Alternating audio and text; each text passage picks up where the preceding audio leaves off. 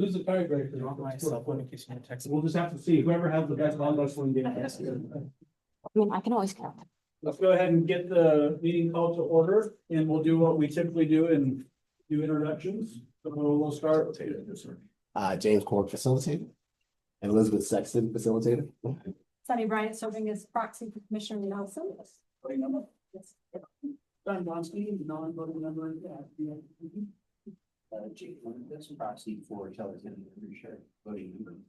And that provider citizens and citizens of voting member. Fire, proxy for Commander, phone, voting. Jamie McConnell, probably for. I think she's the main. Yeah.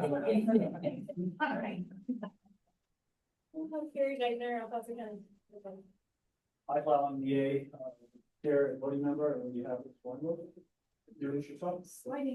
David Langover, the Colorado Springs City Council. And Voting member. All right. We have a one.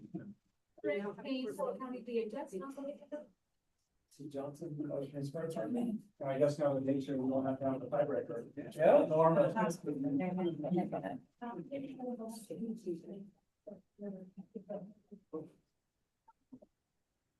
Kenny Hodges, legal advisor to Panther. Now the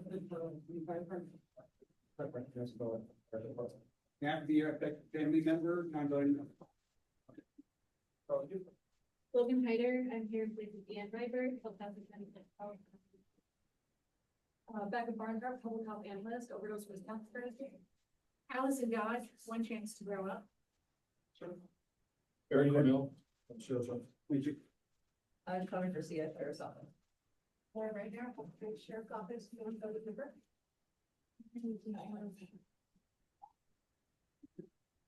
And we'll bring up with the rest of the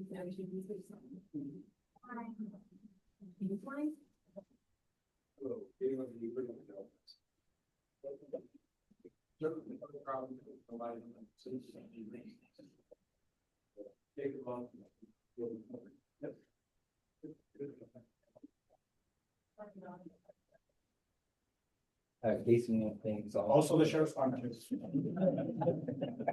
Yeah, we're the sober house from Cripple Creek, the Open Hearts Resource. Thank you. Dan Conley, Director of Open Arts and Open Governments. Cherry Traeger, Sterling Mini Rick the Rig Connection. Thank you. I think we got everybody on the introductions, so at this point, we do have a quorum. We've got 9 voting members present, so we will move on to the consent calendar. Did everybody have a chance to review the October 22nd minutes? Motion to approve minute. Any corrections, changes, additions? I sent a correction and James, you got that, okay. Nope. See, I made the wrong proxy. Okay. Joe wrote for you. Okay, and was that already changed on? Yep. Okay. Do we have a motion and a second? Any discussion on the minutes? All right, all in favor, say aye. Any against, say nay. All right. Next on the agenda, we have financial report from our very own famous Nikki Simmons. In front of you, you have a long document. Sorry.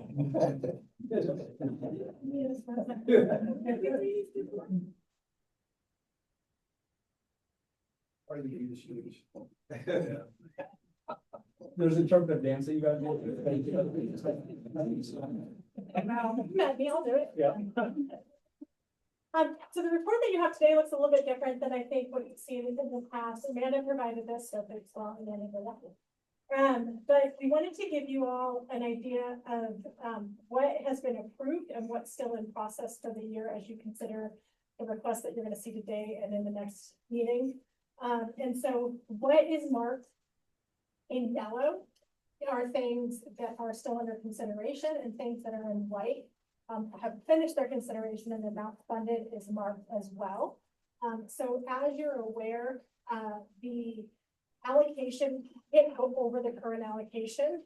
And so how this report works, so if we look at that first area of first responders, the total allocation in those additional areas is a total of $556,000. Already allocated $72,733. So what would be still remaining and available would be $484,000. So as you go through some of those, you know, you don't have enough to fund. You can move money between categories, but you can't go over your current allocation. With a tiny caveat of down there in the yellow, it's about $962,794. That is funding that's come in during this cycle that are direct settlement dollars that don't have to be currently in one of the funds. So does that all make sense of how you all run this? Great, that's all. I'm sorry, Nikki. That's okay. I just want to point out, I think the number for the coroner's office is different. I think it's the same as well. I will have to look into that. Okay. So I don't have this to text, but I will get back to you. No, it's okay. I think that one was a separate pot, so I'm not concerned, but I will follow up with Amanda. You have a question on the 962,794 that just came in and 60 cents. Thank you for. Oh my gosh. Let's write it down. 794. Give you 40 cents. Is that for this current funding now, or will that roll to next year? It will roll if you don't allocate it, but you can allocate it. Thank you. I will follow up on Dr. Russell Kinsey's question and see if that's something else. I don't know. Thank you. There was one up for clarification. Just want to turn it over to James to pick up on the next agenda and was January cycle applicants. So we have one remaining January cycle applicant, that's Lyda Hill Institute. Lyda Hill, if you're here, you can come to the front. Lyda Hill is in your booklet. They're in section 4 of your booklet, both the summary document and their application. And then I see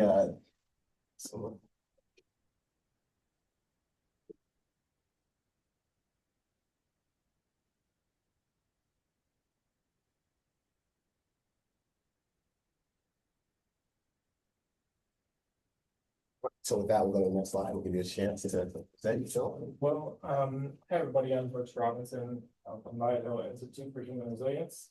And from the January cycle, we had a presentation and we already presented.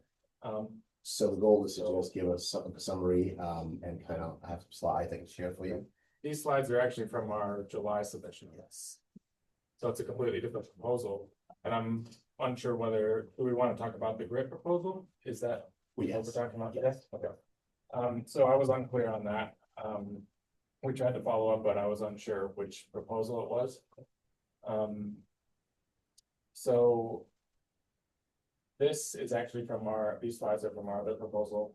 Would you like me to re-present the grid? I've presented to this council before and to discuss it, but let me just jump in. So what happened was that they were interested in discerning if they should advance you for further funding. Okay. And right now we're going to decide if you are awarded or not. So it's your opportunity to answer more questions. The group discussed your application in great detail. Okay. And then you were one of the few that were invited back again. So you might have further questions, okay, but feel free to give a high level summary and we'll open up questions. Okay, I'll give you a question. Yes. Directly. How connect us with opioid addiction to with the grid? Because obviously that's what we're giving out funds to reduce opioid. So why would the grid? How in the world would the grid be connected to that? That's probably yes, of course. So GRIT was a training developed by some top trauma experts, both within our institute and across the country. And it is designed to teach everybody to recognize and help their friends and loved ones who have experienced trauma. So our proposal was to create a different, slightly modified version of GRIT, not slightly, but modified version of GRIT that is specific for people who are surrounding the opioid, people that have addictions to opioids and are in recovery. So this training would be specifically tailored to recognizing the signs of addiction, recognizing the underlying trauma, helping those people, reducing stigma, everything based around opioid addiction, providing resources to that person, understanding, you know, what situations they need to try to help keep those people out of, everything that we can. We've got clinicians on the team, we've got scientists, and we're also partnering with Serenity Recovery Connection for peer supporters to be on this and help develop this program. So this is designed to train everybody, as many people as we can. We want to get thousands to take this training, so that then when one of their friends or loved ones is having trouble with an opiate addiction, they can recognize it, and they can be that person that's really close to them, that helps them get the help they need or helps them through these really tough situations. So I know you've launched a campaign to try to get 25,000 people transited on your current one.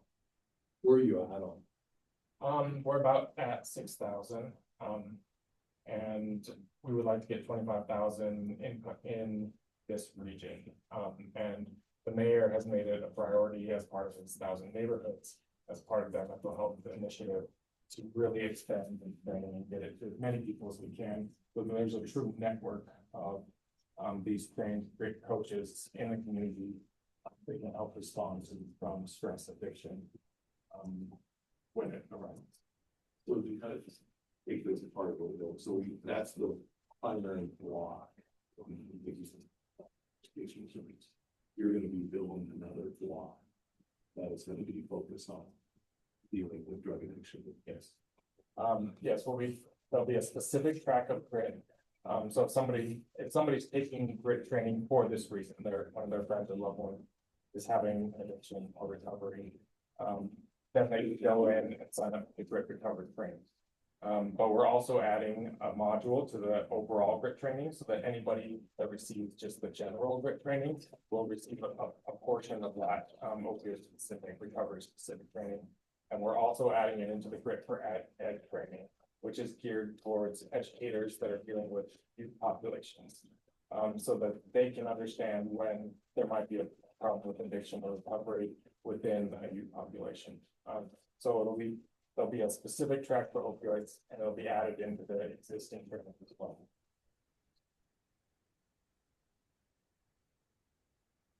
Are there additional questions? There had been a question at the last meeting about, whether this was all app-based, so it'd be, you know, only accessing, services through an app. Can you talk about that? No, it is not. It is, this training, as currently devised, is an online training, a virtual training. Since we presented that, about this in the summer, we have since launched Grit Live trainings. So if somebody doesn't want to do the virtual online training, they can come in to the Idaho Institute and receive an in-person training on the exact same material. So those are that two options. A piece of this was to create that web-based app. A piece of our proposal is to create that web-based app specifically for the community of great coaches that are dealing with opioid addiction and recovery. So that was a small part of it, but this is an online training freely available to anyone. Okay. Are there other questions for Idaho? I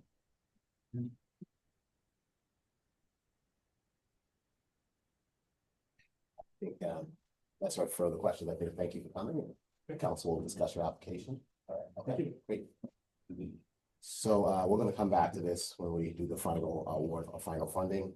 Let's go right to the next one. The next one is the July cycle applicants. So first up, I believe, is format. So if you want to come up, Steve. So this So is just before we get started on that, the two sections for the sheriff's office, we want to move those to the bottom in the hope that potentially Sheriff Glorybaugh will be able to make it. oh, okay, thank you. So could just call them out of order. Thank you. You're pushing the sheriff's office down. Okay, that means the next up is Colorado State University, if you're in the audience. Okay, great. So, and Steve was in a unique situation. If you remember, he applied for the January cycle, and then the funding came late, his first set of funding, so he didn't need it in January. So he's coming now to talk about it. Previously funded, and now talking about getting funded again. So he's in the incumbent section of your booklet, which is the last one. And with that, we'll open up to Steve. Right. Not sure what's in the income section. There was the original, and then there was an updated one, but I don't know if you have that one or not. But this touches a little bit on what we said we were gonna do and what we're gonna look forward to doing next year. We have our 3 slides just to lay the groundwork. We got the original one, the original grant. We had some timing issues getting through the legal between the city and the county. We got that accomplished. Then Dr. Bronski helped us create all the protocols for this. Had to get waivers through the state, because doing this type of a program with the paramedic in the field is new to the state of Colorado. It's not done anywhere else. And correction, Steve is not in the booklet, because it was a January application, so you won't find Steve's. It is not. It's not in this book. Take it. So, so we had to do that background work. These programs, there's a few in the country, none of the state of Colorado. One of Dr. Bronski's goals was to create a process along with Dr. Stater from the Knoxville project to create a system that other departments and entities across the state can utilize in the same way we are, so that no one had to reinvent the wheel over and over. And I think we've done that successfully. So we built that part of it, did the training, and then this program actually went live in February of this year. So early on, what we wanted to accomplish here, as you can see, was increasing our mat access across the community, expediting recovery and mat services. So trying to get people to where they needed to go quickly, working off the 911 system. During that process, we piloted SARA, which is typically used by ambulance and fire to communicate with hospitals on what's coming in. We've now piloted that to make direct connections to our team, so that we can start to increase the co-response of our team with the fire apparatus in real time, instead of having to pull data as we originally did of what came in over the last few hours. So that's been able to really push us up. Anything that comes in, we now have set to automatically refer in. It comes in through our system as a referral, either through Gelada or through our automated system now with our Gelada system that we've already discussed here before. Then also, really improving our internal site, create those quick connections and then track the information and data. ESOC has now got set up for us a lifetime through a system that we know within any time of day, we see what's happening in terms of what's occurring with our patients and the folks we're treating because of the live feeds we have going on. So we get that data quickly. Doing our staff education and then our ability to respond to fire alarms. So that's all work that's done to this point. And then going forward, what we're looking at doing together here is continuing to track our encounters, do the administration of buprenorphine, make our referrals to programs, evaluate against our baseline metrics, and then really getting out more into the city itself and helping people connect to those services. Working with other partners through the community and really building and growing what we're doing. So that is kind of where we're going this next year. If you would advance the slide. So here's our metrics for this year. You can see that at first quarter, there's very little, because we only have 1 month of data, figuring it out. And that first quarter and then moving into Q2, the team was out interfacing with everybody in our area that did any type of resourcing for people struggling with addiction and overdose, whether that be a place that is doing detox, who's doing inpatient treatment, sober living, anybody who could help with that, building those relationships, socializing the program to the community, to the hospitals. And then you can see it takes off pretty quickly into Q2, and then in Q3 it goes on up farther, and you start to see as we become more adept. We're narrowing these lines between the people that are open to talking to us and the resources provided. So going from really 0 to 97 referrals in Q4, those are cumulative per referral. And then seeing that uptake for people being willing to engage in services is occurring. So, oh, right. Yeah, if I were in your place, I'd say the same. This is the total number of referrals that are coming in on a quarterly basis, right? Q1, Q2, Q3. These are the number of people that they were able to talk to that came in. So the referrals can come in through the fire system. It just says, hey, this engine ran on somebody. They appeared to have an overdose. They go and door knock and say, what happened? How are you doing? How can we help? That's this one right here. And then this one right here is a number of people that were connected to recovery services, that's the green line. And that means they made the phone call, they set up the appointment, not just, hey, there's a place down the road. They actually did that interfacing to the system. And this is the number of individuals that were given, this is a number of MAP treatments given, or that when they actually started the buprenorphine treatment with individuals who qualified for that and desired that. So 21, I can't see it either. Does that say 21? Yeah, sorry, this is. No, it's not your fault. I 21 folks in that Okay. in Q3. And then 42, and then 50, This one's 42, this is 58, and this one's 97. 97. The 97 is like a total, That's all the referrals we got that quarter from anywhere, so that can and be, the other ones are breaking down. yeah, And it's not cumulative, so it's every quarter on its own. We have to actually add them all. you get the total 2 days. So I pose the question, how many of these people are, as far as referrals, are they repeat? Are they continuously coming back? Are you guys always running on these individuals? Yeah, that's a great question. So some of these, I'm not sure if I'm prepared to answer that specific one. Some of these folks may have had, like in the MAT treatments, we were talking about this on the way over. Most of them only had that start and then connection into services. There were only 3 incidences where there was additional treatments given. Now we have the leeway to give up to 7 days worth as we're connecting them, but most folks we were able to connect immediately into that next level of care to continue their treatment process. The exact number of folks that might have had an interaction back with us, I'm not sure on. Does either of you have an idea? So for the buprenorphine inductions, we had 28 unique individuals that received that service. 21 of those were connected for ongoing care because they wanted continued MAT treatment and they were they were connected to the ongoing treatment. So we know out of those 28 that we provided that initial dose, 21 of them had services provided after we ended our treatment with them. And of those 28, I think 39 were given, or total, 39 doses. total, and so that includes. And individuals some were that- repeats. Yeah. So we had a few repeat doses, but we do not have, not that we've continued to run on. And the repeat doses are just to bridge them to the connection. Sure. I don't know that we have looked at whether anybody came back that we Through the referred out. 911. It's a good one to ask. That'd be some interesting data. Yeah. I would like to know about. Sure. Yeah. No, I'd agree. That's good data. Is this actually making an effect or causing an effect against people that may be truly addicted to this? Right. Are they repeat, repeat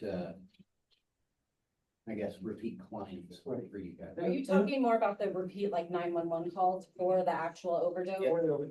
Yeah. Because all these people are substance users, right? So they're coming out of detox, they're coming off of being actively overdosing and being treated by fire. So we know they're dealing with an addiction. Sure, I'm So just we can track curious if are they continuing with their addiction even Right. after short-term treatment to Sure. get them to the long-term Yeah. provider?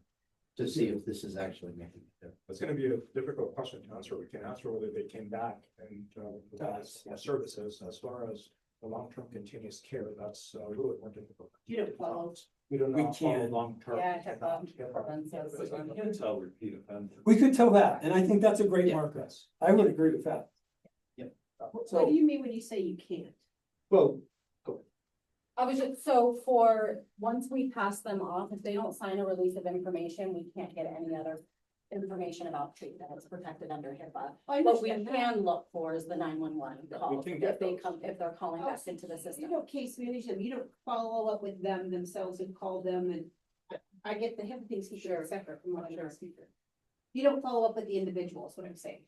We do for a short period of time. Okay. Once they are connected to ongoing Then you treatment, don't. then we Okay. go. Because we are really trying to be that bridge, right? So we're not providing, we don't want to be the long-term provider. The community does that and does that well. So our biggest goal is to just fill in that gap and then connect them so that they get the treatment they need. It's just like a handoff. right. And so it's the idea of meeting them where they're at in the moment of their crisis. One of the interesting things I learned in Dr. Stater's training was when you give somebody something like buprenorphine and reverse that high, they want to get high again because now they're miserable. One of the ways you can do that is to run out and get high again, but it also has a much more elevated chance of fatal overdose at that point. Or you can give them something like buprenorphine, which will alleviate the symptoms, but it's very safe. So our goal is to try to get into those spaces, get those symptoms alleviated, so we decrease the chance that they're dying, decrease the misery that wants to drive them back into overdose, connect them to professionals who do this all day, every day, and nobody else has the capacity to step into this point in time like we do because of that connection into the first responder system. Otherwise, you're just trying to catch them from wherever. Next slide. Two questions. Yeah. Do you have a breakdown on who in that population was homeless versus they were out of residence? Any kind of- It does come through, so we can tell, so there have been quite a few that have come through where it's happened at a laundromat on the corner of X and X. And it has been difficult if we're not able to co-respond to find them after if they are homeless. But we have been able to catch a few of them in detox. That way. But yeah, we do have the information. Because on the homeless piece, I know you guys are few organizations that are really out feel over making relationships and all that stuff. But I'm sure some of these were like someone kind of at their house. Yeah. Always go after that, even though we can get that information, we haven't been specifically tracking like their homeless or what their living situation is at their home, but we can. And then my other question really quick was, sorry, that's right. Well, we'll do our budget slide and then it'll be ready. That was stimulating. All right, so we did the slide this way because one of the previous times it was kind of like, well, we want a detail. The big part of this, oh man, you can't read this here at all. Sorry, I'm with y'all on the iPad. So this is the overall budget in terms of, this is the grant we're asking for right here, the income piece of it. And then these are the salaries right here. So it's 180,000 we're asking for. The total payroll expenses for the two people is 175. And then we're asking for $5,000 for the medications that we're using to treat them, which is not only the Suboxone, but it's also the other things that we give them for comfort measures when they're going through withdrawal because of what has happened to them. So that's the nature of the ask, total ask of 180,975 for this project. Can I ask you a quick question on that? Yeah. So you said 5,000 for the medication? Correct. Oh, so that seems like a fairly low number for medications. How long would that medication supply last? Yeah, so first, it's kind of a generic medication, so it's inexpensive. Second, if I can ask Dr. Bronski, he can. These are all very, very inexpensive medications. And so the only, so I can't say the only prescription one is the Suboxone, but they're all very, very, inexpensive, generic. And so when you add it up, even doses that you calculate for an entire year, it doesn't come up to very much. So that would cover at least a whole year of. Yeah. That's what I was Yeah. Mhm. Could you give it like, to try to understand what that year is, like how many people were that? Well, I was hesitant to use the word doses because some people may need multiple doses. Right. Absolutely. But like, how many people are you anticipating serving with that, I guess? You know, we don't have that original, in our original presentation that we did, we had a calculated number based on call types, etc. And so what we did was we took that number and we, and then we extrapolated it out, thinking that on average, people would get 2 doses of the medication. And then we extrapolated it out for an entire year and came up with a number. I don't It remember. was exactly what the number- 260, I think, Okay. was based off of the data that we had pulled for the overdose type, so Okay. we had assumed if we saw 260 patients that had overdoses, that would cover medications for those. 2 doses per each. Which can vary from one to multiple, depending on if it's a weekend or whatever is the choice. We're not uncomfortable with that low of a number, and if we were, I have a little bit more money in the overall medical side that I would dip into, we would not treat. we wouldn't let that be an obstacle to treatment. Basically. But I'm comfortable with that. Dr. Brodsky. Yeah, just trying to get a sense of the program as a whole, so, roughly an understanding, no one has a crystal ball, you don't know what those things are, but it's roughly 260 people. And so the salaries, does that represent two individuals, one individual? Okay, so That is a master's level clinician to do the mental health, substance use side of the education, treatment connection, and a paramedic to do the assessment for whether or not they're, where they're at health-wise, but also whether or not they can be given Suboxone at that point in time, because there's a whole scale that goes with whether or not it's the right time. So just thinking about that with a 260 person patient load per year roughly, and I'm not holding you that exact number, but with those two folks, is this solely what they're doing, or do they have other responsibilities? So this is their primary responsibility. Give me a day, an event a day. So they're waiting for a call, or they go with you, or they go on a truck, or they go, how do they get to where they're going? So we have an automated referral system that comes in from our 911 that says this person's had an event. So every morning they'll go and they'll check, see who had any previous overdoses from the day before. And they will plan their day by going out to follow up. They also get calls. They are monitoring for active overdoses that are happening that they can attach themselves to and go out at the same time as the fire apparatus. And then we also have been getting referral requests through our community. So the hospitals are calling us, the detox will call us if they need help. Word of Our mouth other in the teams. community of people who are being treated is also something that is growing, and we anticipate that that will become a major source based on other programs around the country, because once it gets into those communities, it circulates around.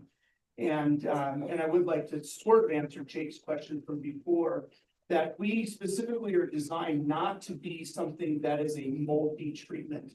We're not gonna be running on somebody once a week, once every other week, etc. It's a bridge program. We have had a few, and I'm just speaking anecdotally, okay? We have had at least a couple, I would say, of people who said, hey, I got a dose from you before, can I get another dose? And our answer globally is no. Of course, we want to help them out, but the premise is that they've already been connected with a place where they can get the Suboxone, so there's not a barrier to that. They just need to go and get it from there. That way we don't become a repeat service with our favorite 20 clients for 1 year, We do not want to become a clinic provider. Yes. So on those visits, it sounds like, so are they pretty much going out at that point and doing that work right in the moment is what I'm understanding? So the scope of the services are pretty much limited to that initial visit, or maybe, I guess, if you've got to go back out and do like a second dose, I don't know, where are you physically going out and do it? Yes. Okay, so thinking about the workload then, is the workload, I'll just say, is it enough for two people? Is that the right number of people? Are you anticipating, and are you able to serve everyone with those two people? What does that workload look like? Yeah, so they are plenty busy right now, with the amount of follow-ups that they do, and the co-responses. I think, as Dr. Bronsky said, if we continue to get asked from the community, we have a potential to grow, and would potentially need more people. Right now, I think we are in a good position as we're growing and figuring out. We just moved to the co-response model in July. So initially we were doing that 72-hour follow-up, and what we found pretty quickly is that 72 hours is too late for most people. They have already moved on, we can't find them, they don't want help at that time. And so really grabbing them when they're critical is key for us. So we just moved to that. So I suspect that we will have much better success. So give me a layout of how does this team work in conjunction with the HOP team? Are they connected? Are they separated? Do they work together? Well, so they, their day is separate, but we're all in the same building, phone call. So they do phone consultations all the time. Hey, I'm out on the trail. This person's interested. Can you come meet us here? HOP has actually gone to detox with them to do a buprenorphine, administration so that then they could continue like intensive case management after they got up and come up with a plan for like sober living and continued care. So the teams are all very well connected. All of our teams, All of refer them. to all of our teams, so. CRT is out there and they've called the Tormat team when they've gone out, and have done a check the welfare or whatever call for service, they go out and think, hey, there's opiates with this, maybe Tormat can help, and then they'll call Tormat out and they'll come and attach to the call and offer services.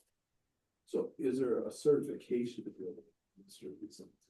Or we can have those, could other members of the HOP team do this? It's not really a certification, but what it is it's a waiver on the scope of practice state level to be able to administer this.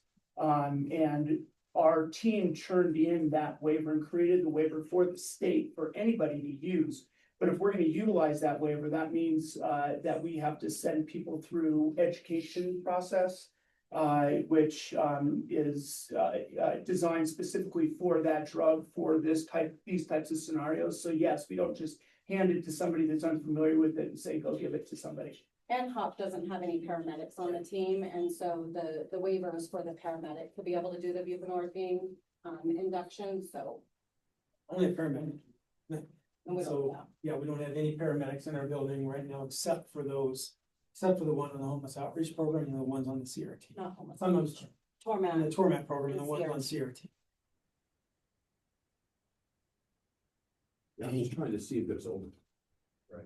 Well, so the overlap there is that we talk to each other, right? So if they're out on the trail and somebody's like, I'd love to get off of this, then boom, you can connect right around the trail. You can start it and start the referrals. And that's a person who would continue to be navigated in the sense that they're working with our team already. Now they're started on something, the team continues to navigate them as they're working on a bigger picture than just the substance side. But yeah, they could go to anybody that we had, whether it's aging or a supervisor, homeless outreach, transition assistance, any of them could access that team for that need if their member has that need. Any final questions? Something I think will really continue to grow as the fire line gets to better understand it, and we get those, one-to-ones we're doing now, the lifetimes, and I think it'll just take off. It's gonna continue to grow like this. So I have two. Yeah. Sustainability. Right. Is a big one. Obviously, we're gonna run out of money at some point, whether it's in 18 years, which I think is what we're plotted for, or try and stretch these dollars out. Obviously, we need to have some form of sustainability for you guys. Is this number going to start decreasing? You guys will have funds from somewhere else that you'll be able to look at to continue this program, and we're dependent on the ROAC for funding this. Well, we know we can't be dependent on the ROAC for all the reasons you just mentioned. We have been primarily grant funded since our inception in 2012. So it's always a challenge. I'm always working to get more sustainable funding. We've increased that over the years, the last 8 years, but we still have to raise a lot of money. So I'm always working on different grant sources, different ways. We're always working to be efficient. We drop programs that don't work. We add new ones that do because we don't have a lot to work with and we're entrusted to do the right thing with it. So I've been here for 8 years, almost just shy of, every year it's the same, working, who's out there, who can help us, who can work with us, where can we get sustainable, what's great, and it's just my life. Okay. And nobody wants my job. Very enough. And I love my job. Next question, or my last question is, and I nitpick a little bit because I look at budget all the time. Wearing apparel, $12,000. Can you break that down? So this is for our whole division. So if you look at these dollars over here, this is my entire division. Okay. So just giving you an overview of the whole thing. So once you get past this piece right here, this is my entire division. So wearing apparel, they roll into it, but that's for everybody who lives in my world. Okay. Thanks for clarifying. Yeah, good question.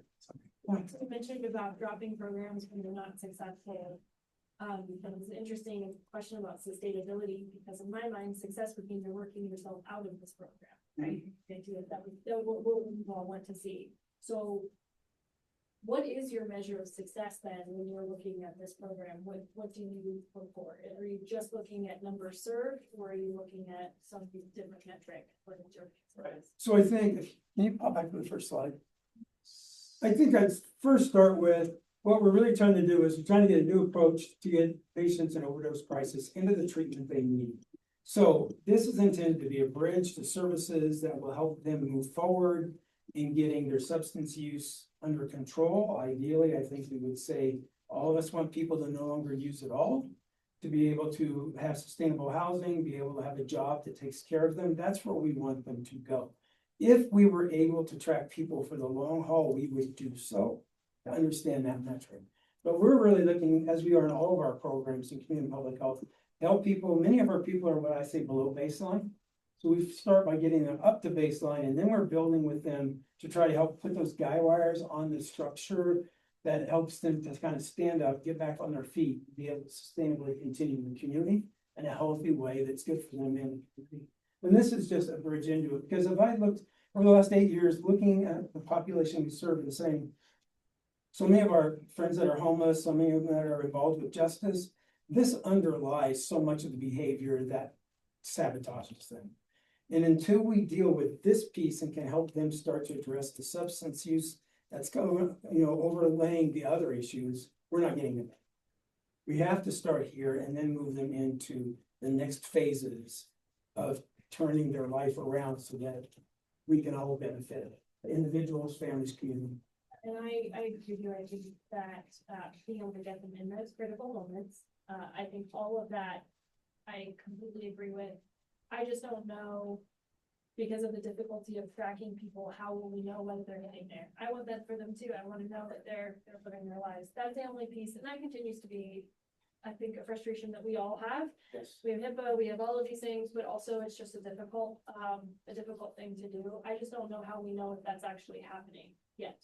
Yeah, I think, so really 3/4 into it, what we see is an increasing need, increasing referrals, increasing uptake by people who are interested in taking this approach to turning their life around. I think the desire is there. For us, part of the reason to ask for year 2 is we've only started, right? And then we're moving forward to the next year. We say, okay, let's take that, let's build on it and make it better, and look at how we try to figure more of those endpoints, right? I mean, Jake makes a great point. That's easy data for us to try to cross-reference within our own system and see if we're getting multiple referrals back. And it's good information. So we'll do that. We'll add that. Can you just ask the organization that you're referring to, even if, just for like aggregated data? I don't know. I mean, so aggregated to only our referrals, and then the question would be if the population is so small, it's not really aggregated. Right. Aggregated to all would be difficult because that's more marker on them than on us. But if an organization was getting enough people from us, Sure. that would be a good mark. How many organizations do you estimate that you are referring to? Ooh, do you know? Because we've made friends with everybody, because the Yeah. goal is to find somebody who can help them. I mean, there's some ones that continue to get people in pretty quickly, and I would say right now we have at least 6 that we're kind of regularly using. So 6, and you've got maybe a couple hundred, so maybe there's enough. I don't know, I just But think, the ones starting the math though are going in is smaller than that. But yeah, I understand your it'd be point. good to try to figure that out. I know that Yes. that's a challenge that we all find, but because if you have, you put on one hand to say, as long as we have people coming through as being successful, looking to see if you have repeats could determine whether or not Right. that's somewhat accurate. But again, if you had no one coming through, that could actually also be success. And so I think that is why. Eventually. Yes, so I think that is why we need to, are they getting through and trying to find, I know it's difficult, but trying to find that. I know HIPAA is an issue, but even if there is something that's like, hey, are you willing to share, for research only, and this will not be shared with anyone, and putting that waiver in front of them, which I don't know if they're doing yet, but that would be, my encouragement is just like looking to find those ways to get back to really getting to the end of, we really are seeing the outcome of what we hope we're, and being able to show that in the data, I think that would be really encouraging. To me, certainly. To I agree. know that we're getting there. Yeah, I'm on board with it. Any final questions? Okay, thank you for your time. Thank you. So as was asked, we're gonna skip over El Paso. We can actually go, Oh. so there's actually, he's not on the call out, so he's not gonna make it. So, I think I'll be coming next, after this group and sales office coming up. They actually have two applications. You'll find their application, the first one, if you start at the MAT, is in under section 3. And their second one is under section 4. So they put in two applications for the cycle.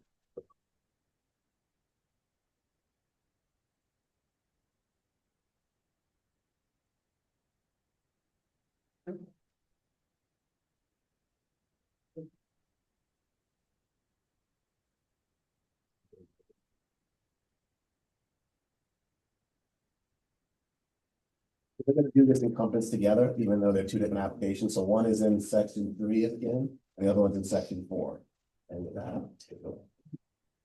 Well, good afternoon. My name is Mayola McKeebora. I'm the Substance Use Disorder Program Supervisor. Today presenting with me is Commander Cornell, who's the Commander Local Division on this program. And today we're going to be presenting on our request of continuing to funding from our original contract that started in July 2024. This presentation will encompass both of our requests for the NAT continuation of funding as well as our service of work regarding our recovery supports and transitions. You all have had an opportunity to raise over applications, so this will be brief and more about how we wait from that application. Over the past 17 months, has allowed us to completely transform how individuals in our facility access care. What used to take an average of 2 weeks now happens in days. Upon intake, every individual requesting SCD or MAT services is screened, connected with counselors, and promptly referred to a MAT provider and engaged in treatment and stabilization. This has allowed our SCD team to provide 474 individual counseling sessions and a separate 828 assessments and 791 group sessions in just 72 months. With this, as we move forward, that's one of our goals is to continue with this, to maintain that expansion and growth with our group and individual medicine. One of our innovative programs that we've implemented with your funding is the peer support program. It's one of the most impactful pieces of this expansion, and it has allowed peer support programs to come directly from our facility and provide face-to-face services where they normally would not have been able to pass our background check. They now are able to come inside the facility. With your funding, we've been able to dedicate funds to hire a detention specialist who runs that entire program. He's able to build strong community connections and coordinate services so that inmates have access to care promptly and quickly. As you notice up here, we put partnerships. These are the individuals that have taken full opportunity to come in to the facility. They've done our background checks. They do a fabulous job each week providing their peer groups and connecting. 524 individuals have so far been connected with those peer specialists. This model is a cornerstone of our next phase of programming and ensures that each individual leaves with a plan as well as a person to walk alongside them as they transition back into the community. And briefly speaking about our 2026 funding goals, there's more of a breakdown in the budget in slide 3. But looking forward, what we'd like to do with funding is maintain the expansion of group and individual counseling and education, expand our peer community partnerships, and hopefully bring in more providers. Focus on barriers leading to recidivism. We'd like to take some of our counselors and give them a focus on doing more of that intensive clinical case management to identify why they need help. Ensure coordinated transitions of care to individuals so they don't experience any interruption in their medications, and continue providing best evidence-based practices for their MAT program. With that, oh, sorry, sir, if you would please go back to slide. One. Yeah, so Paul, thank you.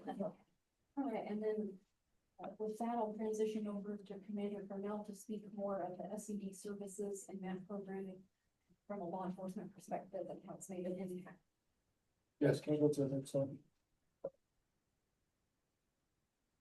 One of the things I wanted to highlight, as Maylee was talking about, is our peer support program. Whether that's individual one-on-one counseling or that's group therapy that we provide. That's one of the things we think kind of sets us apart in El Paso County than anywhere else in the state here. One of those reasons is we collaborate and we want the continued collaboration of the community. And this kind of goes to the last presentation. As you can imagine, dealing with the clients that we deal with, we take kind of a two-tiered approach. One, obviously medication, but also the therapeutic side of things. And that's where we think we can improve exponentially on the therapeutic side. The reason for that is highlighted again during a previous presentation. These folks, when they get out, that handoff, that good handoff or that transition to the incarceration community is hard. The problem is we really don't know why that is. Right now, we try our best. Our group is very proactive in going around, asking those questions, trying to get that data and collect it, but simply asking people why. When we get out, of course, some of that has to be, most of it is self-initiated, right? How can we keep you on your meds, going to counseling? Because we are throwing the kitchen sink at these people inside of our facility specifically. But what happens when they get out in the community? Why are they not taking advantage of all the assistance, whether that's medication and or therapy classes and all of that? So we're thinking not only approval of this budget, but future budgets. We think the focus should also include kind of a data collection, literally put some people assigned to asking and trying to figure out why are these, even though all these resources are available, why are they not taking advantage of them? But our peer support, the other part of that is making this a community effort. Commissioner, you said it perfectly a while ago. In trying to answer that previous question, we have to get the community involved if this money goes away, right? If this goes away, the only way we're going to continue the care, better the care, improve the care, is the community has to take over. I'll speak for EPSO. As you all know, don't want to get into this big conversation, but we are the biggest mental health substance abuse facility in the state. Okay, the sheriff will tout that till the cows come home, and it is true. The reason that is so important and so impactful is we have to get the community to support us and get behind these type of programs. Thank God through our peer support program, Christian is one of he's the only specialist we have right now that kind of makes that connection between the community and allow them to at least start the process, come into our facility, work with our discharge planners, do all the work on the front end. And trust me, it's a lot of work that this small SUD group does. They do tremendous, phenomenal work, but there's just a few of them based on the ratio of inmates we have to our counselors.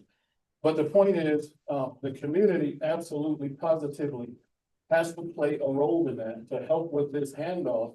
And again, we may never be able to completely answer this question, but throwing all these resources, including money, personnel at these people, why are they not grabbing a hold of all these resources? I don't think we're in a special condition as far as that concerned. We're not by ourselves. We have Mount Carmel and others that were listed on the previous slides that come in and try their best to assist us. Folks, we're talking housing, haircuts, you name it. We throw the kitchen sink at these people. But unfortunately, when it's time to transition all of that hard work to someone else's comment a while ago, our counselors, we don't just stop and have no communication. However, because of HIPAA, because of release of information and all that kind of stuff, it kind of naturally stops, right?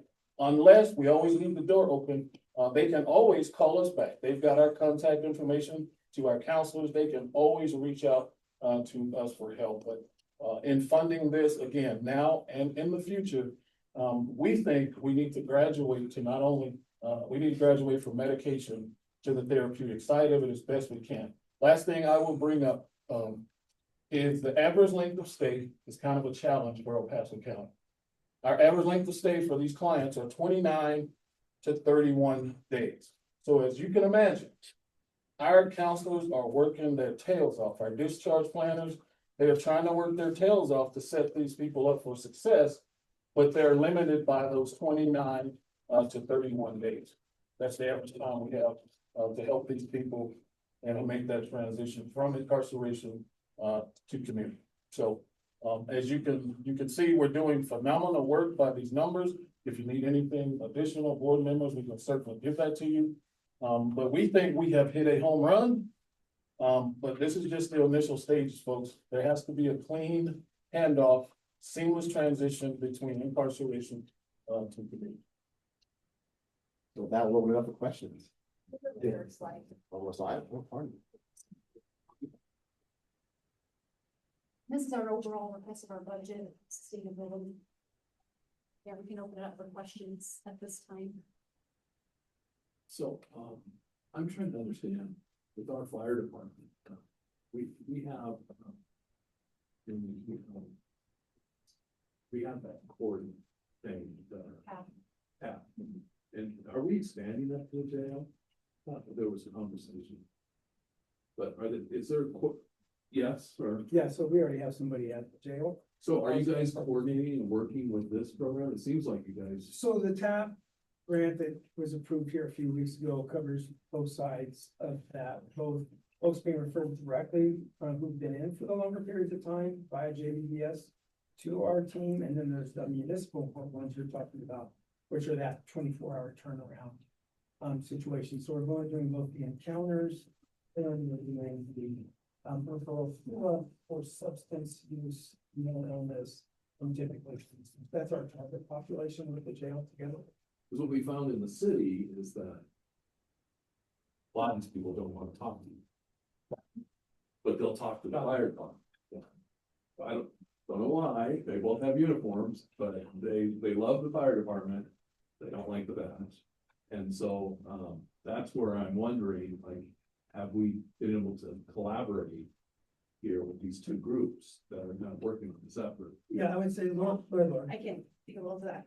So that collaboration happens, less with the opiate, and this one, it's more with our overall JVBS program and our case management team. I have a team of 5 case managers who work really closely with that team, where my case managers are gonna catch people who are in the jail for more than 10 days. There's people who are there less than 10 days, which are usually that team that you're speaking about. That's where they collaborate with the fire department and we will work together. That they have needs, that they are releasing homeless, they need a code.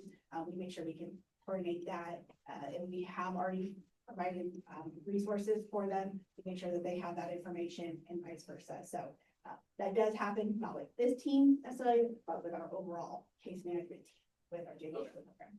And our counselors are well versed in the TORMAT program, so we do educate the clients when they're in group and when they're in individual sessions with us. And we also, in our intake packets, have them sign a release of information for TORMAT when they're doing an intake with us, so that we can collaborate. And to further your point about being approachable, Kristen, you don't want to stand? That's who they see, that's who escort our peer support group people around the building. That's number one. Most of them have either a uniform such as that, or are folks dressed like Mingley and Laura here. So You know what I'm talking about? absolutely. I mean, we hear about the hot team and hop team all the time, because the hop team are the all-stars, they're just loved that way. Yeah, we The find hot that. team is- Yeah, we stay out of their way, because as soon as Okay. they see one of us, they clam up. So Right. that was the point. Right. They dress different, look different. Yeah. Okay, good. That was, thank you, that was helpful. Additional questions, please. Yeah, so, I think that some of these numbers are really encouraging, but kind of to that same point, and maybe this fits in more with the case management side, but how many of these folks are coming out and getting into a longer term program, right? They're so long. And so again, I know it's challenging, but do you even track even referrals to like, for, Step Spring was just open, and so are you guys tracking referrals into any of those? Or I guess conversely, again, we could ask them to track those kind of numbers and be able to provide, like, how many people are reporting to them and coming out of the jail? Okay, so So, right now, we're kind of focused on tracking at least the referrals to our peer support individuals and tracking that recidivism rate. It is more of a challenge to track with our larger community providers. The Chief Home Recovery has worked really close with us to give us numbers and stats, which we're working and we're trying to find a better system to track that, just because, as you can see, the vast number of humans that we work with, it's hard to track them. But overall, the Chief of Recovery has worked with us, and that's gonna be in this transformative stage, because we're out of the building stage, in my opinion, with this funding, and now we get to do more of our fine tuning and transformation.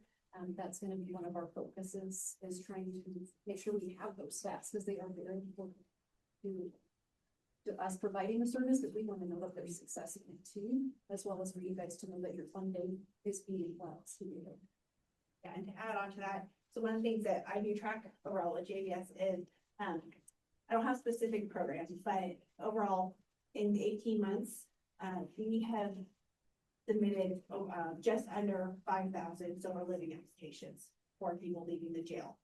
For people who come back, one of the things that we do ask is, why? We got you into sober living, you got accepted, up until recently, there was even state funding to get them their first month's rent paid for. As we ask why, usually they'd say, I had mental health symptoms, or I couldn't get a ride or transportation. So we'd ask, so that's where we're kind of what we and kind of we're talking about. We want to now start to focus on, we have this data now, we using this funding, we've asked those questions, and we want to start to figure out, how do we start to bridge that? You know, if they're telling us this is the issue, whether it's typically true or not. You know, we release people with, they go to a pharmacy and get 14 days supply of medication. The last month's bill, I got 2 people followed up with that. So why are they not going and picking up their medication? 14 days supply, we know I can't get into my provider usually very quickly. So why aren't they going and getting that bridge until they can get to the provider? So that's what we're trying now to figure out. And that one of our clinical positions, we're transitioning from less counseling and more into that intensive clinical case management that they're just talking about. Start to try to figure out what is still that barrier. Communities coming in and supporting them. We're giving them that medication. We're giving them the bus pass. We're even providing the funding for housing. We still weren't following up. What else do we need to do? And well, we're missing the mark somewhere. That's the commander mentioned. What is that? Have to try to figure that out still. Any final questions? JBPS funding, because we received it on Feller as well, so I'm fully aware of that funding, how difficult that can be, so, I just want to clarify, this is funding additional positions that are specific just to opioid. Okay. All right. You guys are doing great work. You guys are doing fantastic, and I'm in full support, so. I appreciate it. Yeah, I just want to highlight the fact that we've dumped this on you. We have, as a community, stepped up to put some psychiatric costs, but it's so desperately needed. The jail has become that. You know, you do the roots, and I know the sheriff has given 20% of the jail. It's homeless personnel. That's just too big. We need the mindset. You also have to do that. Boss, housing. You're providing housing, just like you said. So, well, a program like this can clearly offset some. One thing I wanted to say though about what you just said, is they're not there just being provided housing. They've committed a crime and they're in the jail. Well, So let's keep that in mind too. yeah, but the crimes can't be for shoplifting. No, camping is not actually a statewide crime. Okay. These are a statewide crime by state statute, so it's not gonna be things that might be a city ordinance violation in the jail unless somehow your judge sends them there, but you're people that have committed either a misdemeanor or a felony offense. So it's not just a housing situation, although that can be a factor in leading to the criminal activity, but they have to have a crime to be in the jail. And just to kind of help your point, roughly it costs the jail, at least up there, about $200 a day to house an inmate. Is that about the same for CJC? Pretty close to it. So that's something else to also keep in mind.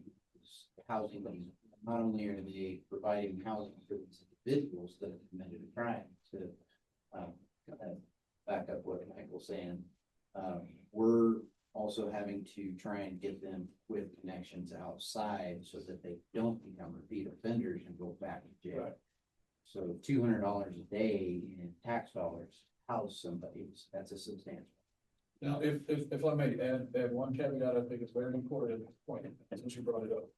One of the things we also, have to understand is these people, when they come in, even though they come in with misdemeanor charges, folks, if we don't identify their problem and start treatment, and that treatment is effective, they reoffend while they're in our facility. Meaning, they beat up my cops, they fight my deputies, everything in between. So even though they came in on a failure to appear on a camping violation, right? They would have been out in 30, 60 days. Well, now they're in there for 2 years awaiting adjudication because of a felony charge. So that is huge. And the way we sum it up, sounds bad, it sounds horrible coming out of my mouth, but it is absolutely true. We spend 90% of our time on 10% of the people. And guess who the bulk of those 10% of the people are? These people. Substance abuse, mental health issues, so on and so forth. I can definitely concur that. We have the same exact problem, just a smaller scale. Okay, and are there any final questions or comments? Hearing none, thank you. Thank you all. Next up, we're going to have Colorado State University. Their materials are listed in section 1, Colorado State University.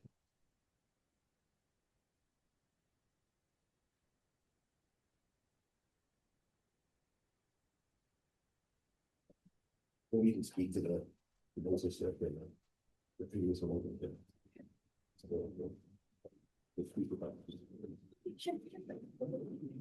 Yes, hi, everyone. Good afternoon. My name is Ann Williford, and I am with the Prevention Research Center at Colorado State University. And really excited to share with you today our proposal that we submitted in July. This builds on a FY25 funded proposal from the council to conduct some comprehensive needs and opportunity assessments in both Teller and El Paso County. And so I will be noting some of the findings of those needs assessments, particularly noting some important gaps in Teller County, particularly around youth behavioral health.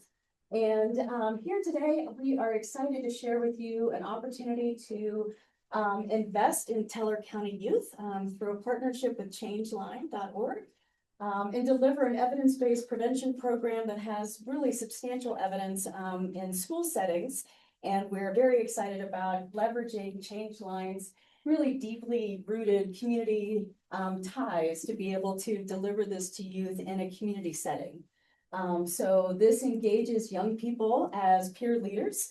It's a network-based intervention, meaning that we train young people to disseminate and deliver messaging around healthy coping, around connecting with trusted adults and peers, around building their coping capacities as a means to reduce risk for substance misuse, mental health issues, violence participation or involvement, a range of outcomes we found related to this particular program in our school-based studies. Some of the opportunities here we see is really thinking about investing in upstream prevention. We know that the protective factors that are central to this intervention, for example, building strong community connections, building a sense of belonging and connection with adults and peers, understanding ways to cope with life's adversities through healthy coping and not using substances or self-harm to mitigate some of those impacts of adversity. So really bolstering those protective factors have been found to be one of the most important ways to reduce risk for young people in initiating substance use and in experiencing other behavioral health problems. We are building directly on our needs assessment findings, as I said, and on our next slide, I have a couple of kind of key points that we found in the Teller County report. What we found is that there is higher than average in Teller County prescription opioid misuse among youth, 19.1% as compared to the state average of 15.2%. We also found among youth elevated rates of suicide and suicidal ideation. Many youth were reporting, and this comes through a lot of different data sources that we analyzed as a part of our needs assessment. Youth are reporting a reduced sense of protective social connections. So not feeling as connected at their school, not feeling as connected to trusted adults in their lives. And we've also noted that there has been a recent elimination or reduction of social and emotional learning supports in area schools in Teller County. Based on some findings from the Mental Health Systems Mapping Project, really want to highlight this because this is really central to why we think sources of strength is a key intervention that can help to meet the needs of youth that they are telling us that they have. And then we know that there's so much, there's not only access barriers, but there's also stigma still related to traditional therapeutic approaches. And what we found is that youth are saying, I need peer mentors, I need trusted adults as beneficial alternatives to support the behavioral health needs of youth in Teller County. Sources of Strength is, as I said, an evidence-based program. I've spent years partnering with them, evaluating the impact of this intervention in school settings. There are some studies out there, and we're just starting to understand how we extend beyond the school building this intervention by looking at different community-based opportunities, so through different organizations like Changeline. There is demonstrated evidence that sources of strength can reduce substance use and misuse behaviors. That includes both initiation and sustained use. One of the most recent studies and some of the most robust outcomes have been demonstrated around other behavioral health outcomes.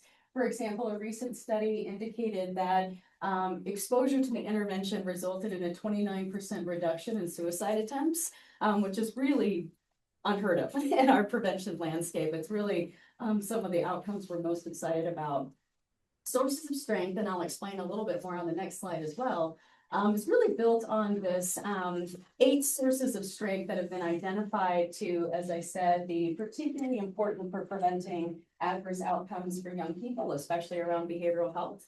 It really builds on this youth development, leadership development model. And so we are training young people not only to understand the signs and symptoms of behavioral health concerns among their friends. So understanding what might I need to be paying attention to for a friend of mine who I might be worried about their substance use or their mental health? How do I know about coping resources that I can give my friend in the moment? And how then do I connect that friend to helping resources like a trusted adult in my community or a formal service provider? This really builds out this, especially in adolescence, as we all know, this peer-to-peer connection on talking about our mental health, talking about the things that we're struggling with in life, building these peer leaders' sense of confidence for what do I do when having conversations with kids or with my friends.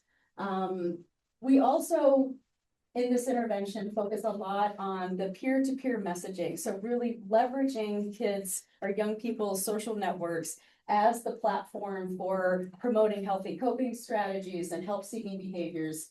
And so we really see that because it's peer-to-peer, it's friend-to-friend, and through their social networks, which are, expansive, and certainly go beyond the school building, which is why we're really excited about this particular opportunity in Teller County to implement this intervention.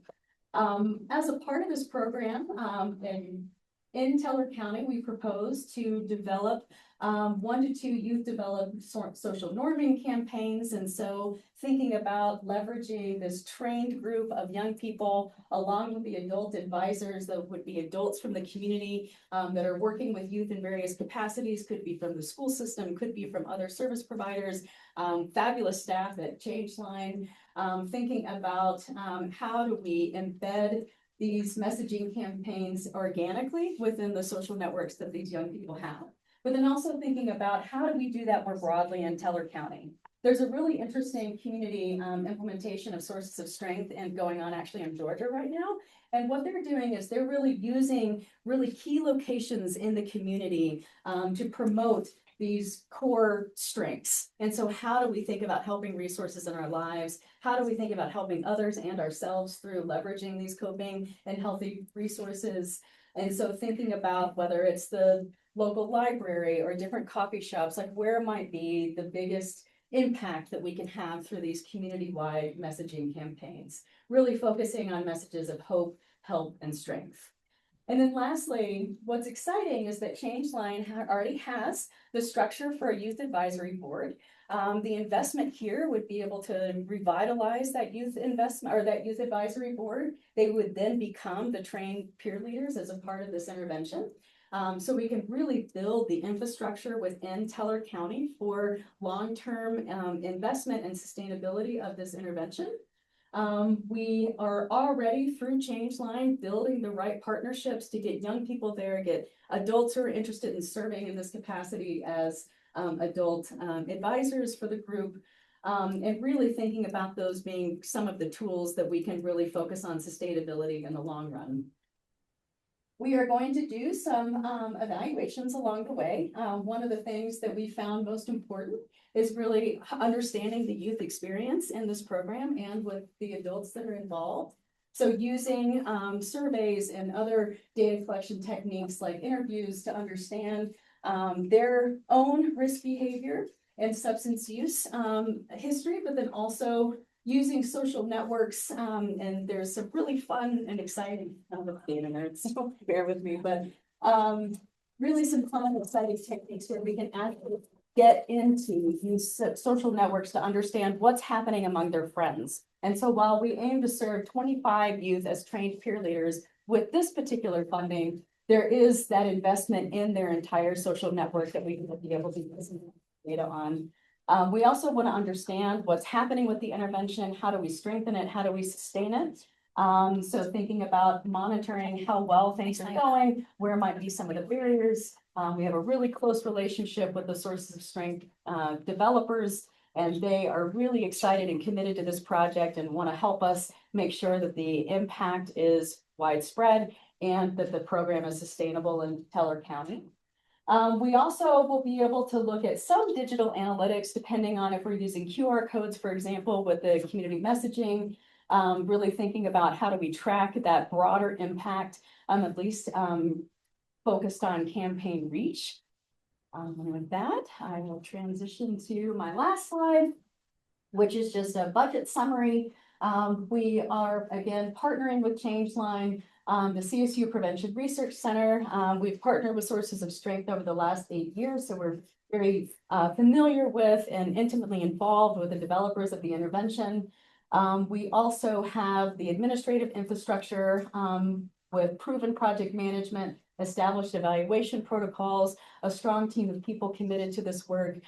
In partnership with Changeline, we were asked to be the lead applicant, but Changeline will be the on-the-ground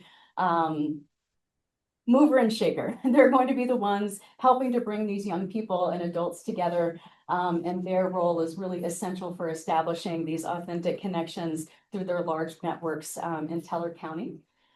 Sources is an intervention that requires training, both for the young people and for the adults involved, so the cost there associated with that. One of the things I'd like to note specific to sustainability is they have this train the trainer model, which would actually train Teller County people. So we budgeted for 2 to be the train the trainer so that we can sustain that training in the long run. So not just thinking about this being a one-off, but actually building the community's infrastructure to be able to sustain this in the long run. Sources has also contributed some of their time to this project.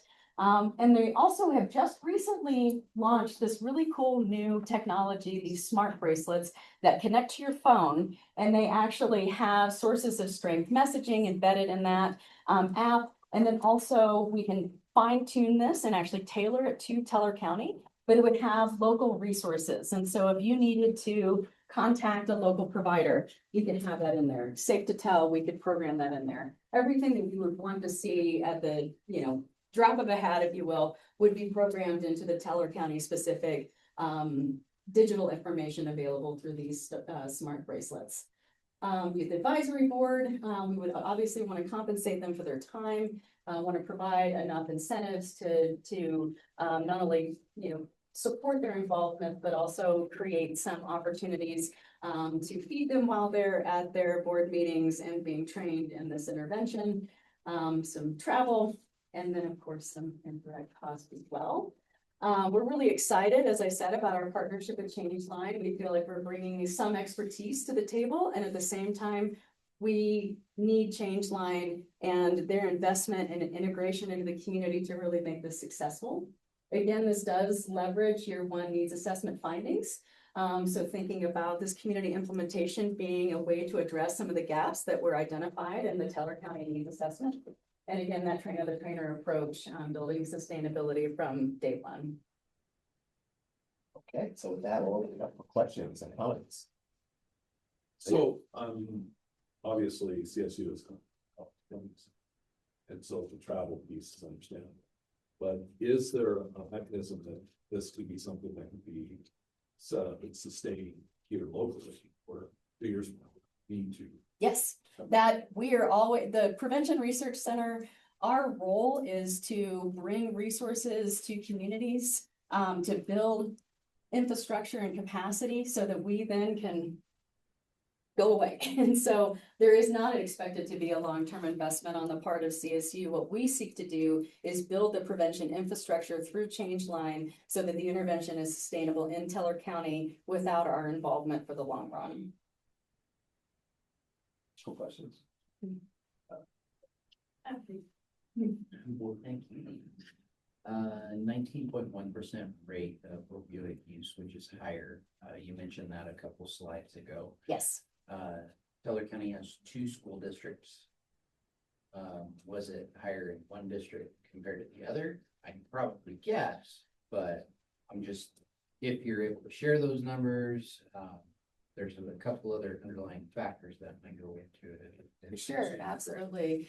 Yeah, I know that we were able to distill down a number of different data sources for the report. Some of the data did come from the Healthy Kids Colorado survey from years ago. More newer data, if you will, are coming from, I know, a variety of law enforcement, CDPHE data sources. My apologies, I can't remember off the top of my head whether it was Cripple Creek or Woodland Park, where that might be, that the higher number might be demonstrated. Thank you. So question? Yeah, so, if we go back to the budget slide. So one of the things I noticed is that your indirect costs, are a bit higher than we normally see. So, it's over 23%. Do you have anything that you want to share with us on why those indirect costs would be so high? Yeah, I really appreciate that question. And certainly being at an institute of higher education, this is frankly a frustration for those of us who do community engaged research. The university does require a 35% indirect rate on non-research related activities. So this is considered, while we will evaluate it all, Change Line's indirect rate is at 15%.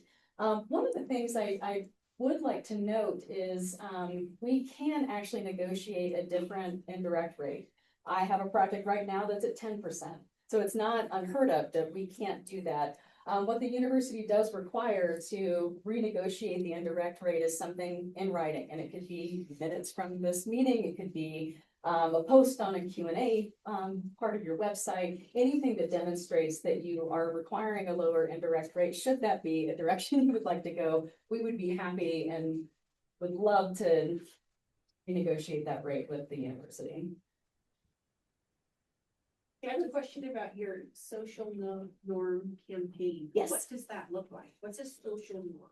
Yeah, so basically in the school setting, and I think there would be a lot of opportunity to build from what's been successful is, for example, many schools adopt a trusted adult campaign. That's one of the most popular. And so where you are having trained peer leaders creating resources, whether that be posters around the school building, which could easily be replicated in community settings. facilitating conversations within peer groups around how do we identify adults in our lives that could be safe to go to if we're experiencing distress. And so the messaging campaigns, while Sources does offer some guidance, there is a manual, there are campaigns that are commonly used, like the Trusted Adult campaign. Oftentimes, school communities, and I would think that this group would want to do the same, come up with what's going to work for them. And so where do they hang out with their friends? Where might be the opportunity to kind of message out how we cope with distress in our lives, how we can leverage healthy coping alongside these relationships with trusted adults and with positive and pro-social friends. And so the campaigns as a part of this, particularly at the community level, I have a feeling are going to be very creative in terms of what the youth see might be the best access point to young people in the community. Do your studies not see parents as trusted adults? Absolutely. Oh, 100%. Yeah, absolutely. Yeah, one of the 8 sources of strength is actually relationships with parents. And so it's generosity, spirituality, not of a particular kind, adult mentors, family relationships, pro-social and positive friend relationships. I know I'm forgetting a few, access to resources, but the intervention is really seeking to demonstrate that there are lots of different resources in a child's life that we can use, or in anybody's life actually, that we can use when we're experiencing adversity.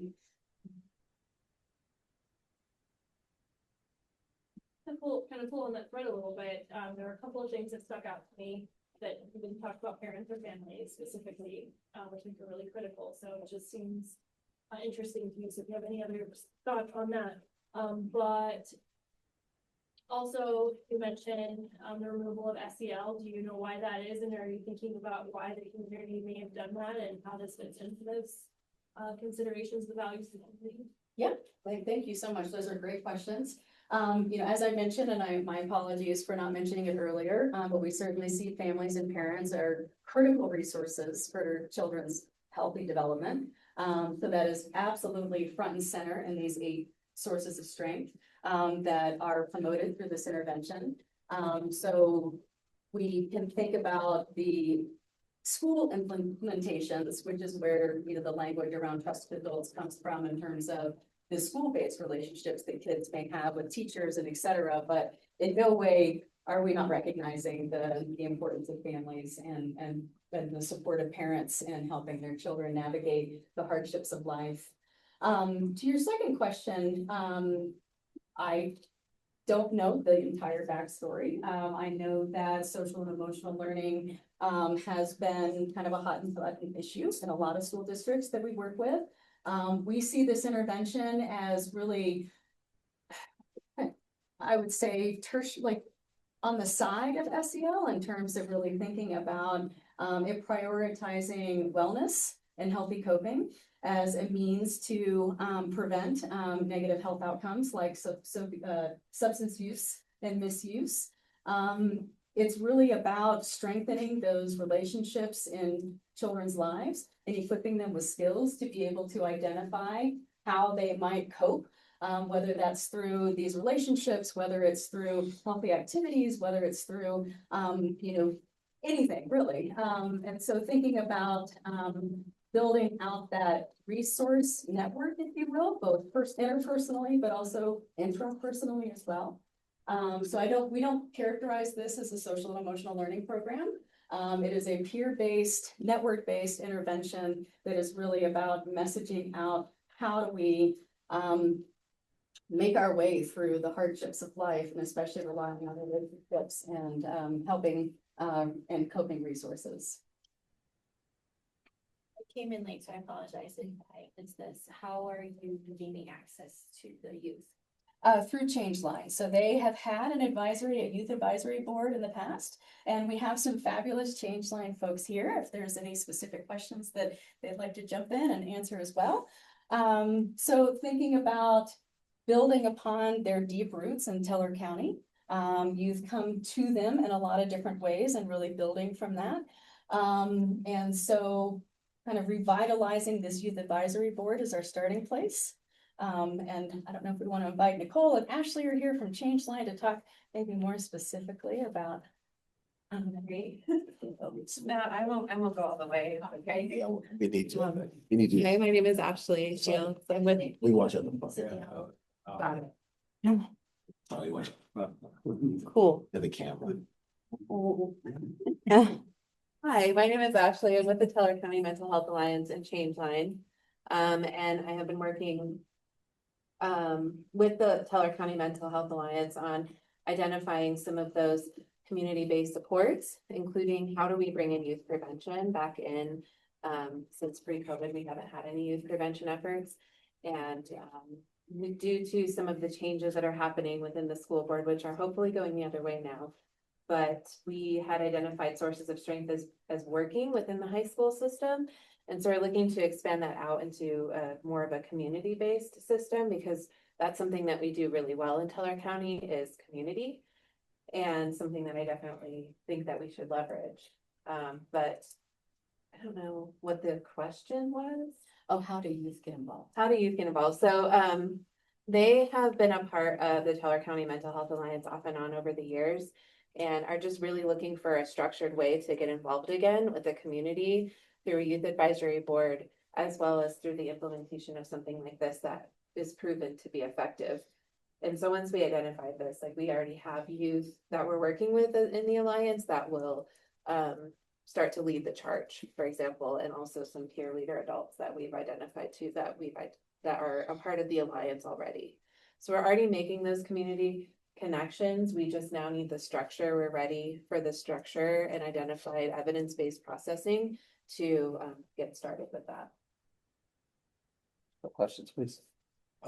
So my question I asked her earlier, right, when do you see, or could you see, not needing, I could see at the moment, you want to take advantage of the programs and things that they have already preset up, or use that to help you get going.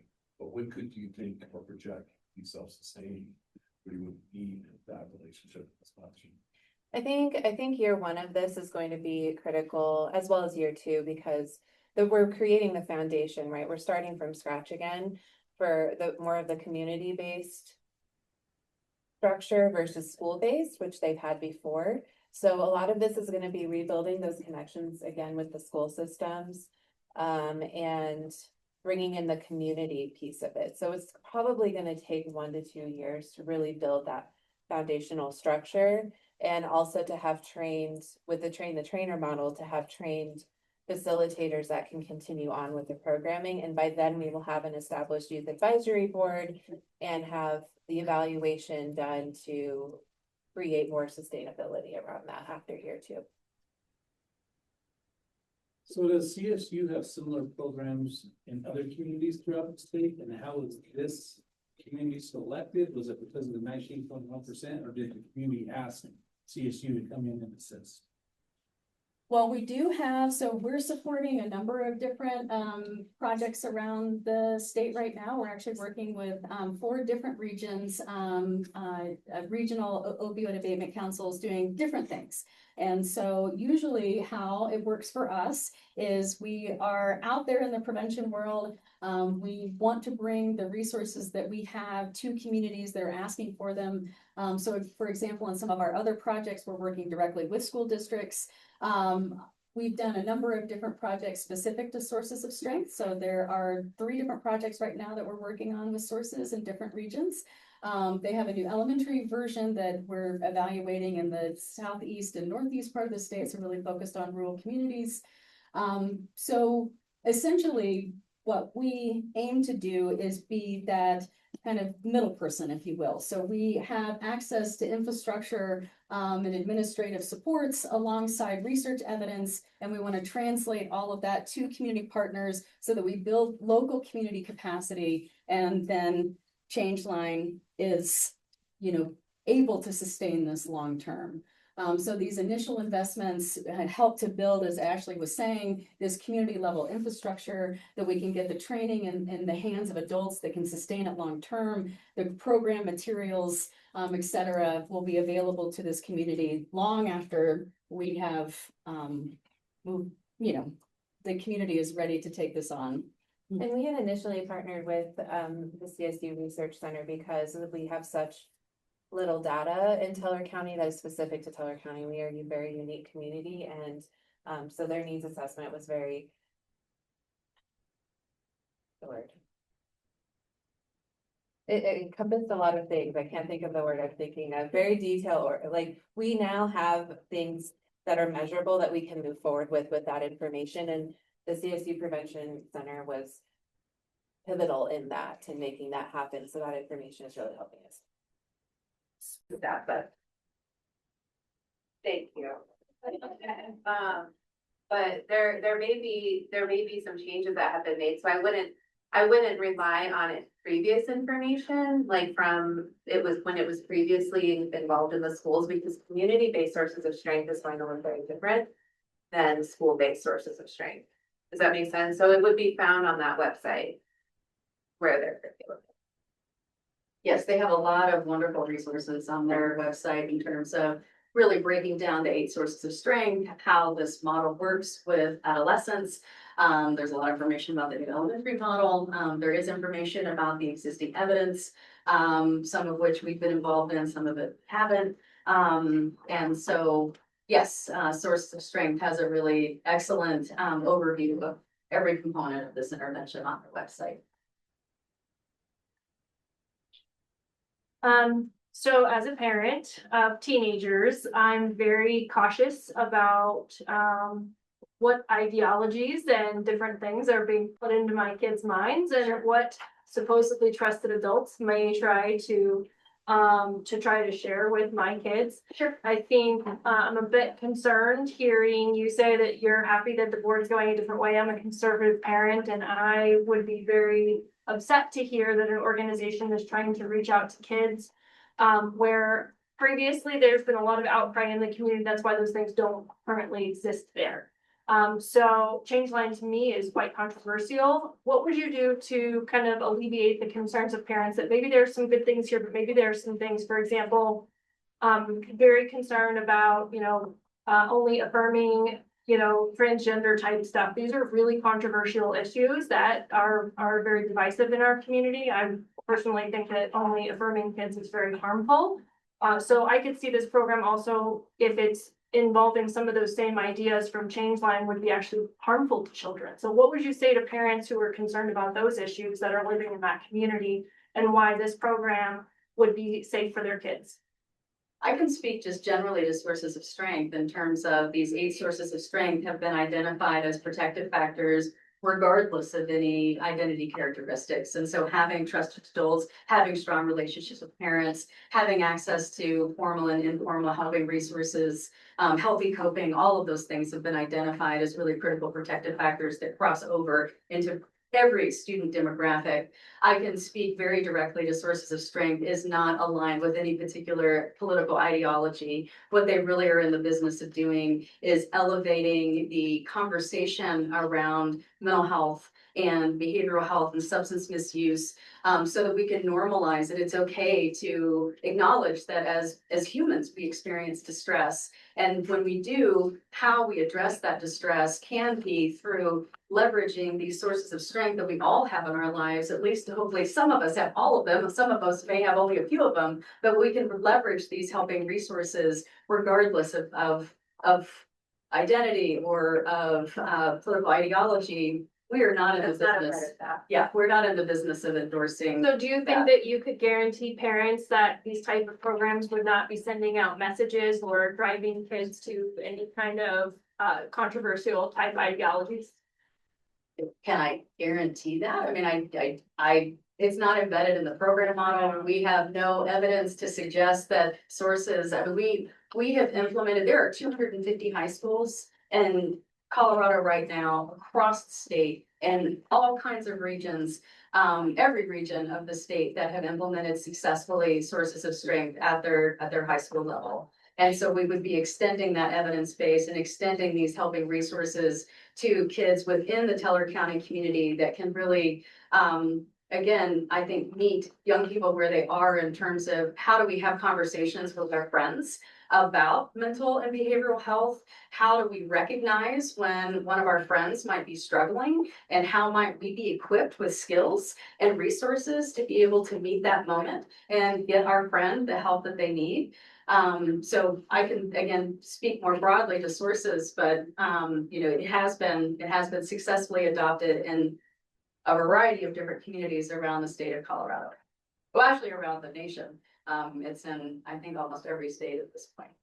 And in Teller County, youth have identified being a peer support for a lot of their peers when they're struggling and they don't have the tools to be able, they feel like they're shouldering a lot of what their friends are telling them. It's really heavy stuff.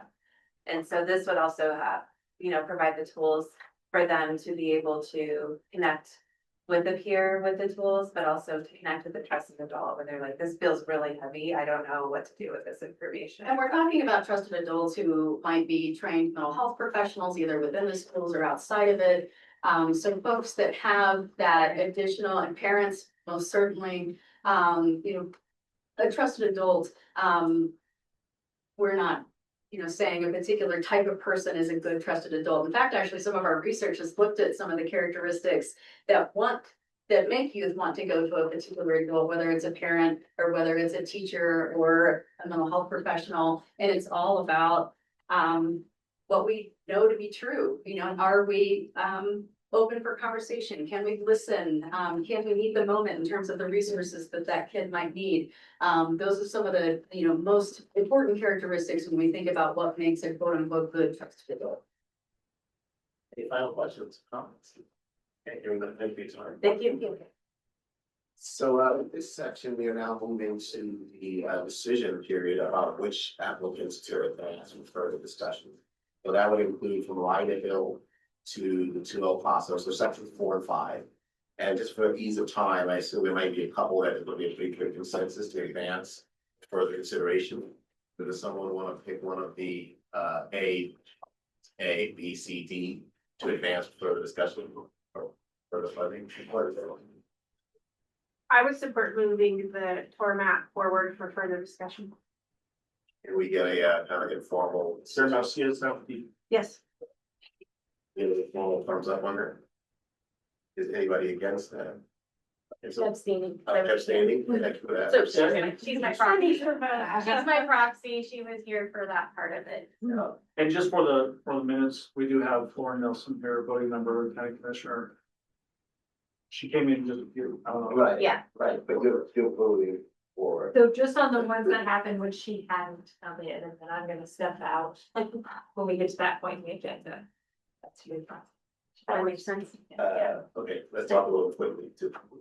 Okay, so I think we have a unanimous consensus for those who are voting with a couple of abstentions. Okay. I would say, I would not mark her as an abstention, her proxy is Right, voted that's for her, yeah. Right, thank you, appreciate that.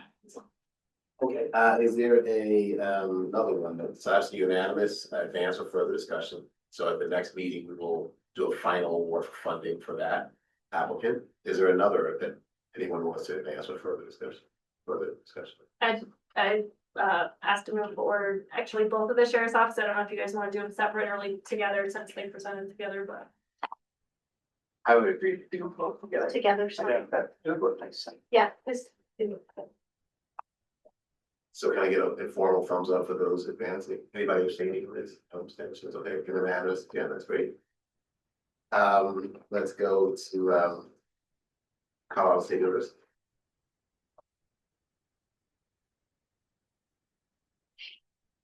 How's your popcorn?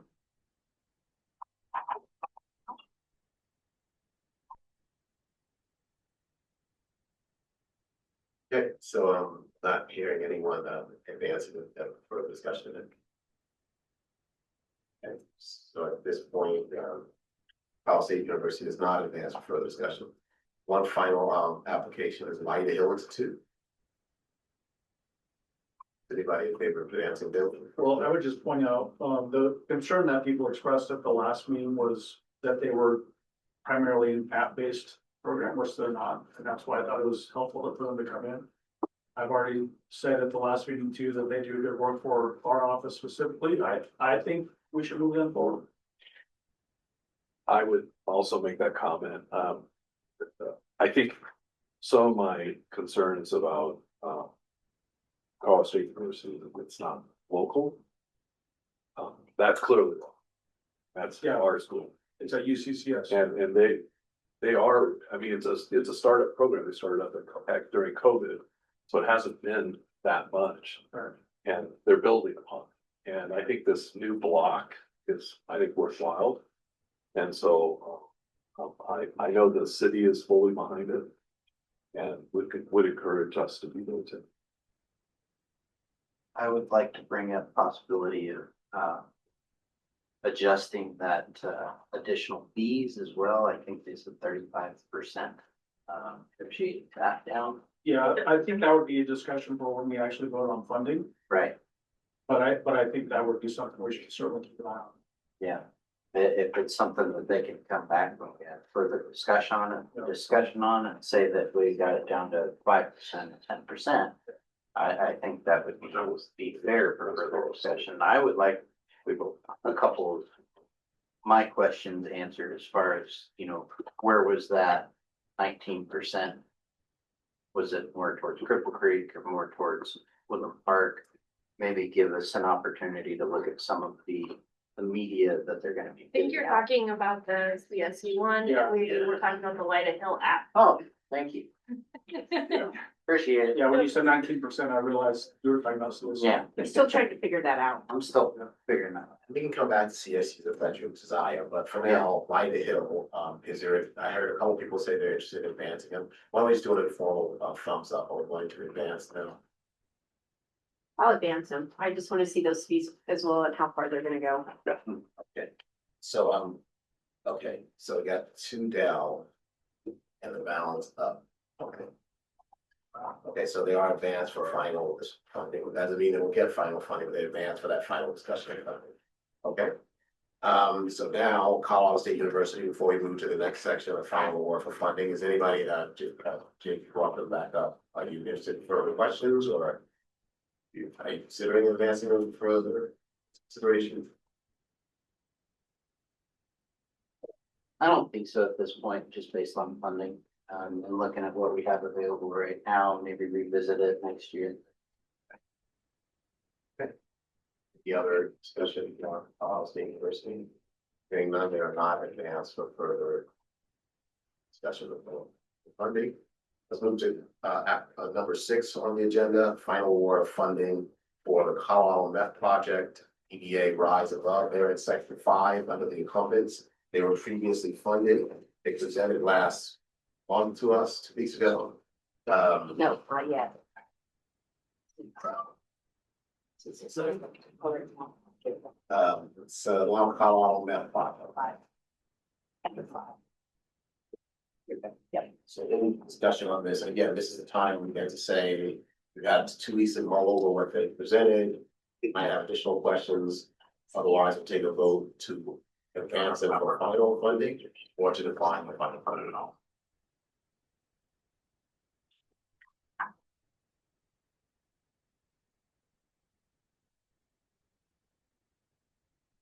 This one I had asked to see the survey question. I don't think I did that.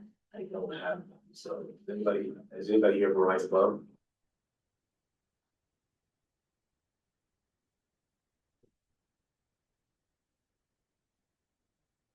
I can secure it before you go. I have to say, I agree that that's kind of a key piece. We keep coming back to the stuff around kids and understanding what that is, and without having something specific, I would be hesitant to fund.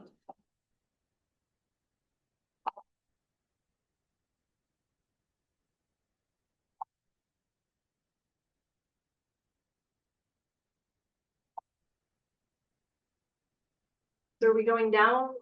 I'm confused because before you just asked of the group, so do you want someone to move something for the group, or are we gonna go through each one? Yeah, we're gonna go through each one. So we have advanced in the previous section, section 5, the candidates are aware of it and. Did we make a decision right Hill, so to speak. So now we're in Colorado Meth Project if we want to fund this or not. And right now I'm seeing a question about more data from them, so it doesn't look like we're ready to go final funding yet unless someone else wants to make a decision on. So we need to make a motion one way or the other though, right? This is the final, this is This is the either final, yeah. motion to fund or not fund. This is their second round, right? Of funding? So this is They were not previously funded out. They were not? Yeah, they were. previously I funded. thought they They were. were previously Why funded. does it say on the, on the They all form say that. 5, oh, They where all it says say- previously funded. Yeah, they're in the incumbent section, sorry, so this booklet has the primary funds, so they were previously funded. That's what I thought, and I was just wondering None what of the the outcome sheets had was. that Information on the top, they were missing it. And again, so I wasn't suggesting we take a final vote yes or no today, but I was suggesting is, are we going to vote yes in the final, but in the past, we've given more opportunity to come back with more data. And I did hear about the survey, so the question is, we wanna vote to advance them or we want more? Yeah, I would say because that is an important factor for people to consider, what's in the survey, that we should have them come back and tell us what's in the survey. That was certainly something brought up with them directly. Yeah, I agree. I mean, we're trying to be outcome based. And if we don't know what the outcome was in the last, then why are we here?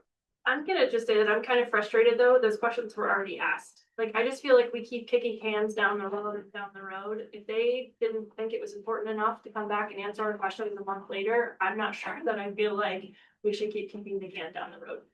Because the process has been giving a thumbs up or a thumbs down and then having a discussion. And so unless it's unclear then what the process is, it's not a huge deal if we kick the can down the road, I suppose.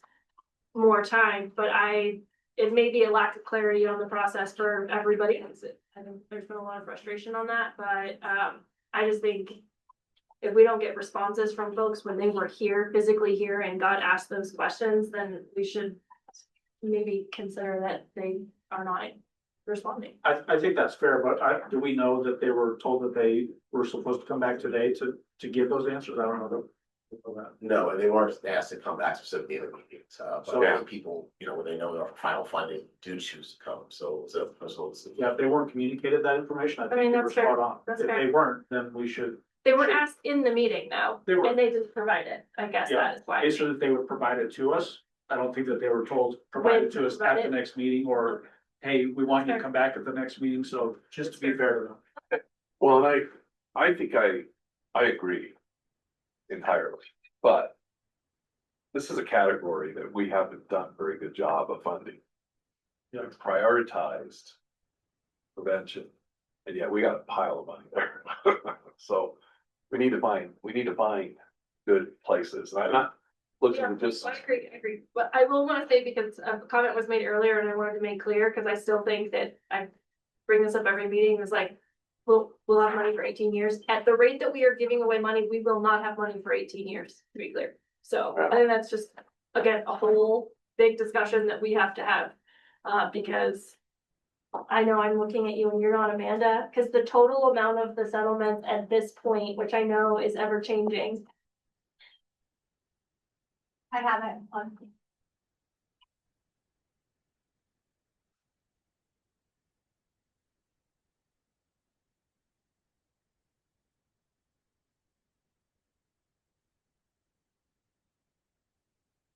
Have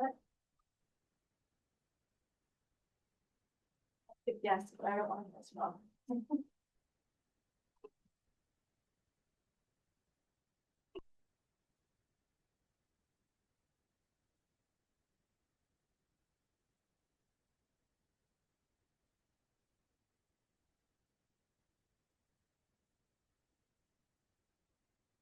So total revenue to date, we've received 15.4 million. Does that sound? Sounds about right, and the total settlement amount, you know, Well, we had settlement amount, but the total amount we've seen settlement has been 14.5 million plus about 150,000. but the anticipated over the Oh. 18 years, I don't have the answer to that, sorry. Amanda will know. Absolutely no. Oh, okay, That's why I can't. okay, that's fine, I know we don't need to belabor this now, but the point just kind of is 15 now, but I don't wanna guess wrong, but it is not, like, if we keep spending at this rate, it will be done in like 7 years. So we need to go back eventually, so I only say that because you bring up like, yes, we haven't spent it, but also we haven't really, in my opinion, one opinion, had the best conversation about, do we want this money to last for 18 years? Do we want to front load it? What does that look like? Continue to get to these questions of what we want to spend and how. So anyway, I won't belabor that. So it sounds like we're gonna ask for further information for this group. They were previously funded. I think that, because of that, a little bit more at stake in terms of who they hired and all that. So fairness will get one more shot to come to this group. We'll schedule that for January meeting for them. Next up is Open Hearts and Open Doors. They also presented last couple weeks ago. They're also in section 5, previously awarded as well. They're in listed up there. I would move that we fund the request. I have a second. That was quick. Yeah. Any discussion on the movement?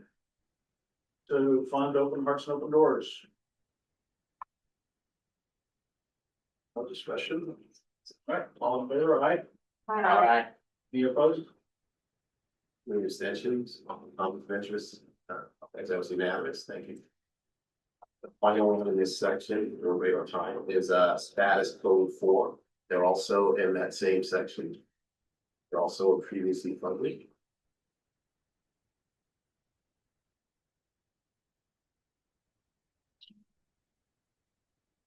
I wasn't at the last meeting, obviously, but I was reading through, $50,000. Do they focus just on first responders? Do they focus on just on those frontline workers? We have someone in the back who's representing that group. Oh, that's fine. Yes. The answer is yes, it sounds like, but she wants to. No, that's the only question I have. Yes. I didn't hear the end. Did you say yes, Jake? Yes. If you, I'm sorry, if you speak, you come to the phone. Thanks for coming on. Good afternoon. So the question on, do we just support first responders? We actually, with this request here, it is the medical practitioners. So those are your hospital personnel, pediatrics, practitioners and those kind of things, along with the first responders. And for the first responders, that covers everyone from the 911 dispatchers all the way to correctional officers, coroners, and emergency department staff. Okay. I wasn't here, so I was just trying to recall, but thank you. You have a question while she's here? So you have proof that there's this ask of hospital personnel and law enforcement agencies that they're needing this training, that there's not already something out there that exists? So I'm glad you asked that question because I have been trying to get a class scheduled because I know that was the request of the last time, but we just haven't been able to schedule that class yet. But I did go back to the individuals that were part of our pilot class for this. And did you guys by chance get the link for the film? Did you watch the film at all? Okay. So what did you think of it? I thought it was great. Yeah, I you were doing great work. Thank you. So this was from Paramedic Alley. He's out of Fountain Fire Department. And he goes, I would recommend the class, especially since many first responders, and I would even add medical practitioners, have pretty easy access to opioids. I think it would be beneficial. And so that was also discussed, and I didn't have the concrete person who said this, but from Colorado Springs Fire Department, he was also in the pilot class, and he wanted to get it in front of his guys at that time too. So I think that there is a need. And as was discussed in the last class there, a lot of responders don't understand the comorbidity between PTS, chronic pain. And so it's occupational stress injuries are very high, along with post-traumatic stress. And then if they don't deal with the PTS and they get injured on the job and then they start taking opioids, it's going to mask the pain. It's going to mask the feelings. And if they don't recognize that in order for the pain to fully subside, they need to treat the trauma, it can wreak havoc on them. And so we really think that this is absolutely about prevention and getting in front of them and helping, our first responders and our medical practitioners be healthy and mentally resilient to handle the junk that they see on a day-to-day basis. Any final questions? Thank you. So, I think we had a, decision to advance them. Did anyone advance them? Well, There's not been a motion yet. yeah, I would motion to advance them. It's 49,000. Just on them? Yes. Yeah. For 15,000. I mean, it is a critical need, and they do have access to low grades, and so there is that easy grab. So I would support the 50,000 So just to fund them. to fund them. I'm suggesting funding them. Okay, so just so I'm clear, you're Yes. making a motion to fund this request? That is correct. Yes. Is there I'll a second? Also. Okay. Any discussion? Okay, all in favor, say aye. Aye. Any opposed? I would say thank you for your feedback too. Yep. I think everyone should watch it. It was really great. Well, if you think it's great, I'm gonna watch it. Yeah. So, Your job. so we got through the application. We're gonna talk a little bit of the process in the next section, but before we get into that, we have, a vote on the chair and vice chair, so I'll turn it over to the chair. Yep, so it's, every year we have to elect new leadership. I've been in chair role for a while. I'm not gonna, stay as chair. It's time for somebody else to take over. I have talked to Eric, the vice chair currently. He's out sick today, but he's interested in continuing as vice chair. I think that there's, Lynette, you're interested in serving as chair? Yeah, I talked with Eric this week as well and asked him what his intentions are and how we could support him, and he said that he would like to stay as vice chair, and so I told him that if, you know, there wasn't a lot of people jumping up and down, that I would put my hand up for chair. Perfect. I don't know if there's other people that are interested in chair. I haven't actually polled anybody or checked with anybody. Obviously, this is a council that is made up somewhat of some proxies serving for other people. Proxies by Robert's Rules of Order, checking with Kenny, are not able to be in chair or vice chair, but a permanent designee or somebody that's on council could serve as chair or vice chair. But I still don't know that there's necessarily anybody else that is interested in serving as chair or vice chair. Because of what I know about Lynette and Eric, I would nominate them for those two respective positions. So is that a motion, sir? It's a nomination. Right. It's a nomination. Nomination's done for second, correct? And Eric will accept that nomination. Would you accept the nomination Yes. for the chair? I would. Are there any other nominations? Nobody wants it. Which is why you called me.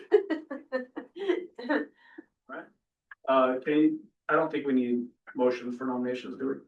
Actually, I think that you would do a motion, a second, and a majority vote for the actual, like, the chair, vice chair. So then at this point, I would make the motion that Jake alluded to earlier to nominate Lynette as chair and Eric as vice chair. And I'll second that. All right, any discussion? Be careful. Okay, all in favor of that motion? Aye. Any opposed? All right. Well, you're the new chair. I'm getting over to you. No, not until January. I don't think we actually, the motion didn't include a start date. I amend it until January.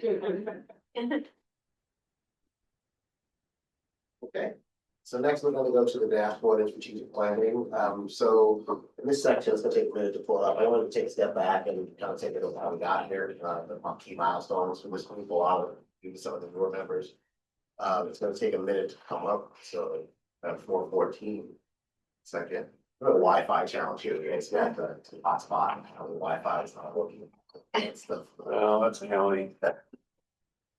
Maybe My walk boss is on down. IT, I'm planning my goal. We broke a rule. I'm not the IT guy. I can barely turn my computer on. half the time. You guys have computers? Oh. I use an Abacus, actually. I don't need power. Oh, That's hysterical.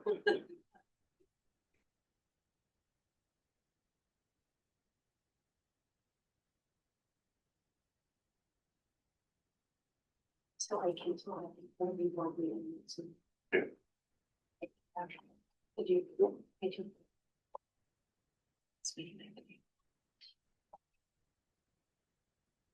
You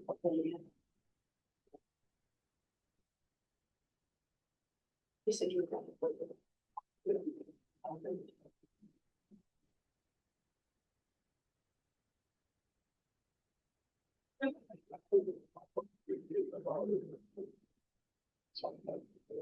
We need to get the IT folks down. No. Just got through. Mm-hmm.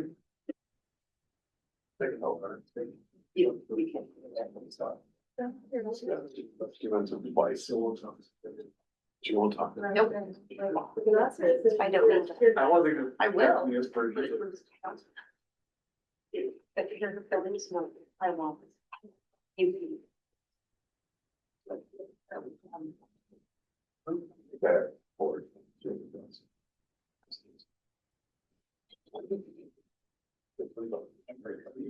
Yeah, you did. Yeah, you did. Okay, I've got it. We'll talk about that. We should have got it.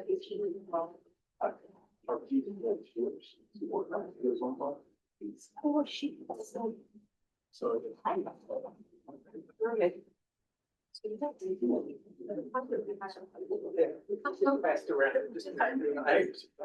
So. Easy. Okay. That was it. So. I'm gonna bring you study your policy. For me. Something, even though. I'm gonna do that. You heard me on the dial. The only one that was on.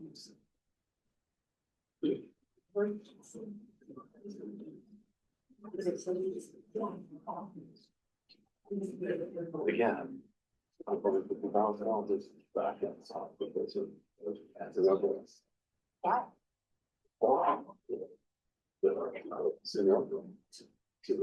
Okay, sorry about that small delay. Here we are. I wanted to highlight kind of, should be kind of a review of any of the room members on the team. But here is, Pay attention, please. we're reconvening. Sorry about the delay. Very hot spot. It's not the strongest. So, just taking a look back, and I think this is kind of germane to some of the comments we heard about how much funding's left, how we got to where we are. So I think we all know the national settlement happened in 21, 22. Colorado Attorney General in 2021 set up a framework. In August of 2021, all the counties and municipalities signed on to the Colorado opioid summary MOU. And that laid out the allocation of funds across the state. July 2022, the Board of County Commissioners of El Paso County developed the IGA, or governmental agreement, to determine council membership as an MOU. And in July 2022, this was all before I was here, participating local government signed the intergovernmental agreement. That was followed by July 22 Regional Opioid Abatement Council Forum. Some of the original members are still here from that. Many have turned over. Then in January 23, the council heard presentations from subject matter experts. That was in the first round of funding. Those were 8 to 10 hour meetings for those in the room. And it went from 1 all the way to late into the evening. The council finalized some funding areas: youth prevention, community prevention, education awareness, MAT, MOUD, recovery, support, transitions, and family advocates. As I understand, that's where a lot of your strategic planning happens. These are the groups. So you get to rethink that as you move forward. And I I know don't say that there's- was really strategic planning. And then we never got to this. I You want- weren't here, I know, but for anyone who was here, or wasn't here, I would say that was a hurry up and get something into the state, but wasn't really, And also operating in a dark room with dark sunglasses on. yeah, we didn't really know what was going on and what it was, building the plane while you're flying it, so to speak. Okay, thank you. So in June of 2023, the council created the work groups to create scopes of work for each funding area. And the council approved scopes of work for 5 funding areas. And the council announced a formal RFIE from local organizations to fund projects that address those 5 epidemics in the 5 key areas. Still all before me. And then the council members heard presentations from applicants and voted on which projects would receive funding. As I understand it, that's where we had to long marathon meetings, right? Very good for 8 to 10 hours. And people came in and presented. And then that group first round of funding came out, that was 3.5 billion funded, that was in the first year of funding. So that kind of brings us up to what I wanted to talk about today. Go back. So, want to highlight that the responsibilities of facilitator are to facilitate the meeting, create and maintain a website. We have a website that we put in place since I took over a couple of years ago, maintain and reconcile the records, and we also have to create and maintain an interactive dashboard. So today I'm going to show you the dashboard. Before I do that, I want to highlight a couple other things, because there's a lot of talk about the process. And again, in the past, the process was everybody came in the room and you kind of got through it. These long meetings. I think I started right at the end when that happened. So my colleagues sat through those meetings with you, and the conversation was that we wanted to keep it in this room and keep it up until like 5 o'clock and not run into long meetings. So we started a process that was a lot longer. It took a year to get to 35 applications is what we did. But the applications of the current process, applicants either come to present like they did today, and they're either declined or advanced for further consideration. So today we had some that were declined, and we had some that were advanced for further consideration. And then the final award of funding happened in the meeting, and you'll see on this list, that's number 6 that we went through today. That final award of funding, advanced applicants will either be funded or declined. And that's what we have on our motion. So that's what happened today. I wanted to open up for discussion on the process because I think we went back and forth. Some people say let's do it all at once, let's vote once. Others say they want the time in between meetings to think about it. And then what I've had is kind of an ideology of let's make sure and turn every stone. Like Brian Hill, for instance, came back many times, and we finally decided to advance on the final funding. We could make a decision, hey, let's have a little harder. They get another bite at the apple later. But we kind of had a lot of discretion within this. We're not a formal foundation with like solid rules, yes or no. So just wanted to open up a broad discussion. Then I wanted to share the dashboard. So I did want to open up discussion. Well, that looks like, I'm just, looks like you have something to say. well, if you want me to say something, I will. Yeah.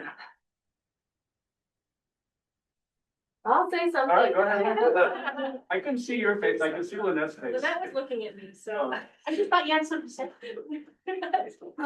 I would say, not probably surprisingly, I'm a little frustrated with the process and again, this is tough. We're doing something from the beginning. We're all learning together. We've had a facilitator change in the middle. And we know that we're going to have another facilitator change. So I don't think that we should necessarily or need to hash this all out today because the conversation probably needs to be had with our next facilitator. Otherwise, we're all just going to be, rehashing this again. So I'll just make some general comments that I want the process to be more clear for both applicants and this board, and think that, while those marathon meetings were not ideal because we were up against, deadlines, this process has been frustrating because I feel like there's so much time in between and we're going months. And I can imagine that's frustrating for applicants coming back and not knowing month after month what's going to happen. And then us going so long in between, wait, which one was that? And so I just think maybe a hybrid somewhere in the middle, or just working through some sort of screening process that we're all comfortable with, which I think gets to be tough because we don't want anyone to miss out on getting to ask questions. But I just think at the very least, and my frustration with the thumbs up, thumbs down process, I feel like it changed, but others maybe didn't see it that way. So maybe it was my perception was off, but I thought what we were doing is saying, if it's unanimous, let's put them at the front because things that are unanimous are likely to go easily, funding those people off the top, and then we can see what's down in the bucket. So I just think we just need to clarify some of that from my perspective so that I know what I should be coming prepared to do. And then, and like I said, clarity for applicants as well. And then just overall, I keep saying it because I know we have people coming and going, but I'm really not fearful, but I'm really concerned that I don't know what that number is, but it's not that big. I can tell you that if we are spending $7 or $8 million a year, we are not going to get to year 18. So that's another one of my concerns. Are we all tracking that? And if we are, and we're like totally fine with spending it all up front, I think that's great. I just think you know that. And I think that that's been a little unclear through the process of, really looking at what we think from that the strategic planning that we did initially was just kind of, here's some money, where do you want to spend it? And it really, I think, we listened to a bit of what the needs were in our community, but I think now that we're in it, we've heard presentations and all of that, it would be really helpful to go back and really know what we're trying to accomplish and make some plans. And I think all of that takes time, as well as reviewing applicants and not dropping the ball on continuing to get money out to the community. So I think we may have to look at, don't shoot the messenger. But whether that's having a couple of longer meetings or just having an extra meeting or two to get some of those things, you know, clarified, I think would be valuable for next year.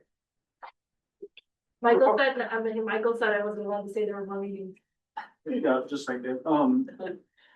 I think everything you said is valid, with the exception of on the thumbs up, thumbs down, and we've talked about this before. I know Michael and I have different Yeah, opinions of how that happened. the unanimous thumbs up was, we didn't need to have discussion to continue the funding. The other ones that weren't unanimous, were having further discussion to decide whether we were gonna continue them on for funding or not. But we put them both in the same pot when we came back. Well, yeah, So I think that's where it got. it was just this is a pass through. So if they passed the pass through of the thumbs up, then they were in the same pile. It was never to give somebody a leg up in the actual funding discussion. It was just for that particular setting. And it was never described as being, you're gonna have a leg up at the next setting. So, I didn't take what she said as a leg up, but more as prioritizing. Like yeah, we're gonna. I'm just correcting the, what the actual procedure was. It wasn't, But you're saying a leg up, and I don't think that's the word. That's not how I took what she just said. at the top of the pile, is what she To said. just hear those ones first, decide, yep, we wanna fund those, then we still hear out the rest of them. Yeah, but it wasn't anything to do with, however you wanna characterize it, the second meeting. It was never to give somebody some advantage over another, or leg up, or whatever, or being at the top of the pile. It's just more a semantic thing, I think. Well, I'll just say that part of what happens is that what other councils are doing, and you get to weigh in at the end, is that some of them are reading applications in advance and not giving everybody a chance to present. Some are quickly looking at them and bringing people in and making a decision right there. But I think what this group is, in fairness, it's probably hard for everybody to read every application. So you get some time to look at it, you get some time to weigh it, and then to come back. So this kind of evolved to this with the realities of the council. But if you're saying over time, hey, we're gonna read it, and we're gonna make that decision, it'll get to come before they even get to come, that's a decision this council make. So just want to highlight the facts and how we got here. Yeah, go ahead. So I think, to some degree, it's reality that this is all new. And so everything was newly presented to us. I think there's gonna be a fundamental shift to where we're gonna be saying outcomes, outcomes, outcomes, outcomes. And I think we have to start working that piece very strongly into our program. Because I think we're gonna be weeding out people in the future, because we're trying some experiments, right? Let's try something, let's try this. I think we've made some of those decisions, but we're gonna have to, have the come to Jesus meeting and say, hey, we're not seeing the outcome we need. We can't continue to fund, right? So I think we're gonna have a natural nutrition. I think we need to try some stuff, but I think we're gonna come back down. Not to say there won't be new stuff in the future, but I think there's an evolution that will be taking place. So the big piece for me that probably hasn't been talked about is that how do we set the bar for outcomes? So we're gonna talk about the dash one next, so this is a perfect segue. I'll say that you said a couple of things there. So first, not only what are we funding, we want to talk about that, but what's the big idea of funding? Opportunities like this don't come across that often. I've seen other markets, I'm working in markets in places like Eastern New Mexico where they put their opioid and settlement funding together, and instead of funding stopgaps, they built a facility. So Eastern New Mexico, 8 different municipalities came together, they built a facility so that the police department that you heard about earlier doesn't have to be the biggest opioid provider. And it all started because they had a shooting in a library that killed 2 librarians. There was a young man who kept cycling in and out of facilities, and they said, "What is something different?" So I just feel like with the $56 million that's coming down over 15 years, I'll verify that number. There's an opportunity to continue to fund programs, but to something that big that kind of lasts into perpetuity. Did you say 56? I think it's 57. I'm gonna show you the number exactly. Sure. But it's the second largest in Colorado. Denver has more, and Colorado Springs, this division has the second largest. Colorado Springs, Colorado. Okay, so, any other comments? Here's the 5 scopes that we funded. Again, you can rethink this, and Amanda's in the background trying to decide how we give a large, what we're calling uncategorized amount of funding now, because we have to figure out how it fits in the current constraints, so that needs to be worked through as well. And with that, I'm gonna turn it over to Elizabeth to talk about the actual dashboard. So we're gonna try to do it interactive. If it doesn't work interactive because of Wi-Fi, we'll just show you the slides. We're gonna start trying to make it interactive. So here's our opportunity to look at all the funding and see when it was funded, what year, what groups were funded. We got some public health data in here. We also took the liberty of getting the data from the Canadian. We have the water treatment data here. Oh, really? The Canadian. We get to talk about crap, I can love it. Oh my God, that's right. Okay, the Canadian, okay? That was my favorite presentation.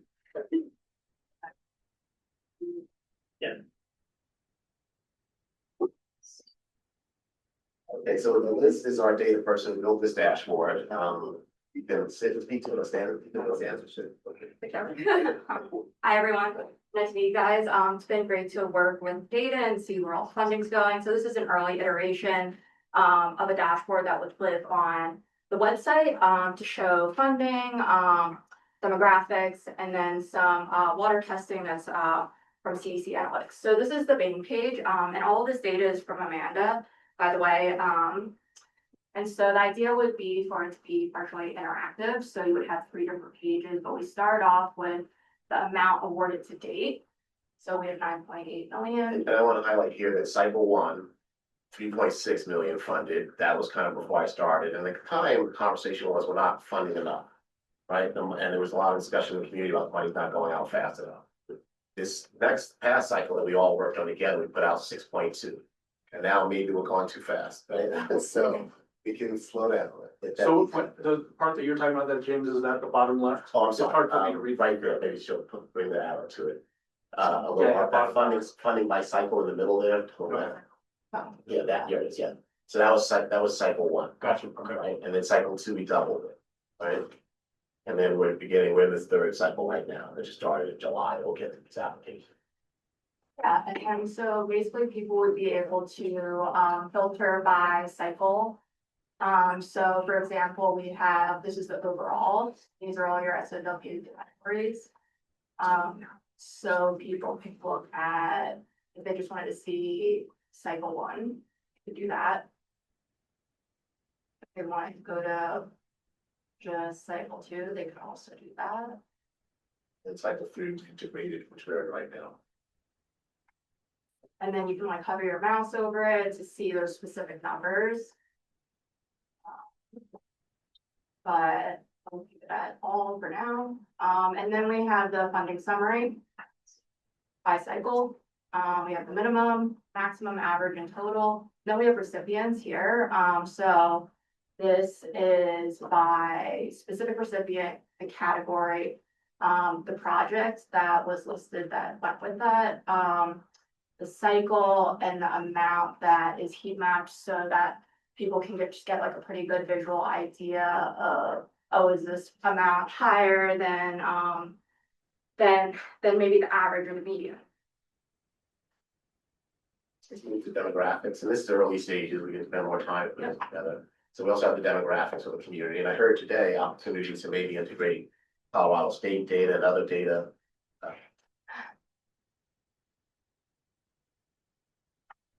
Yeah, by the issue.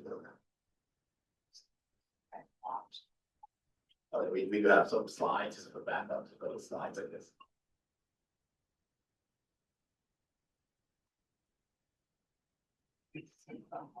Right, so this would also be interactive by county. All of this data is pulled from the state website, the Vital Statistics Program, or the Demography Office.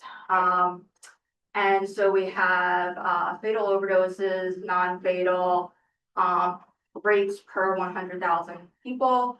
And then we have race and ethnicity and age that makes up the counties overall.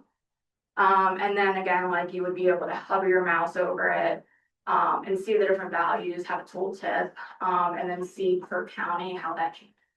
And the spelling of councils fixed the version. That's right. I'm wondering on the, on that unintentional overdose rate per 100,000, what is unintentional OD mean? So it's broken out, by if somebody was, I guess, defining that trying to overdose versus like it was a complete accident. And there are, based on the definition, those two categories. But it's all pulled from the public data database, so we can go back to the exact answer, but it's all. I'm just wondering, it's gotta mean something specifically, and Right. Yeah. obviously, if somebody's intentionally using a drug, that can lead to an overdose, so that's why, and then there's also been at least a few that we've had locally that have been intentional suicides by overdose. Yeah. We've had that too, so I'm just curious what that. No, I get it, and that this is one of the, I'm glad you said that, because this is one of those areas where we have to decide what data we want in and what data is not gonna go in. We know already some of the data that for the schools we would use in this context, but we can make the decision, and then that'll be the trusted source. And then to your point, David, how do you then say, okay, what groups are we funding, and are they moving the dial on the things that we said are the most important? Right now, the data is like, here's the funded groups, here's the needs. At some point, I want to bring them together and say these funded groups are impacting the need. And Alan, the way that we do it in the hospital system is intentional overdose is suicide attempt. And that's pretty much it. And then everything else, even if it's accidental, they use it, you know, they overdose, those are all unintentional. And I was looking around for the public health folks that are out here today, but they would be doing sit to help someone. Okay. Okay. It unintentional, I agree with what he said, is it's based on the codes from the hospital, intentional is to suicides. The codes from the hospital or the autopsy? Final statistics from the state health department.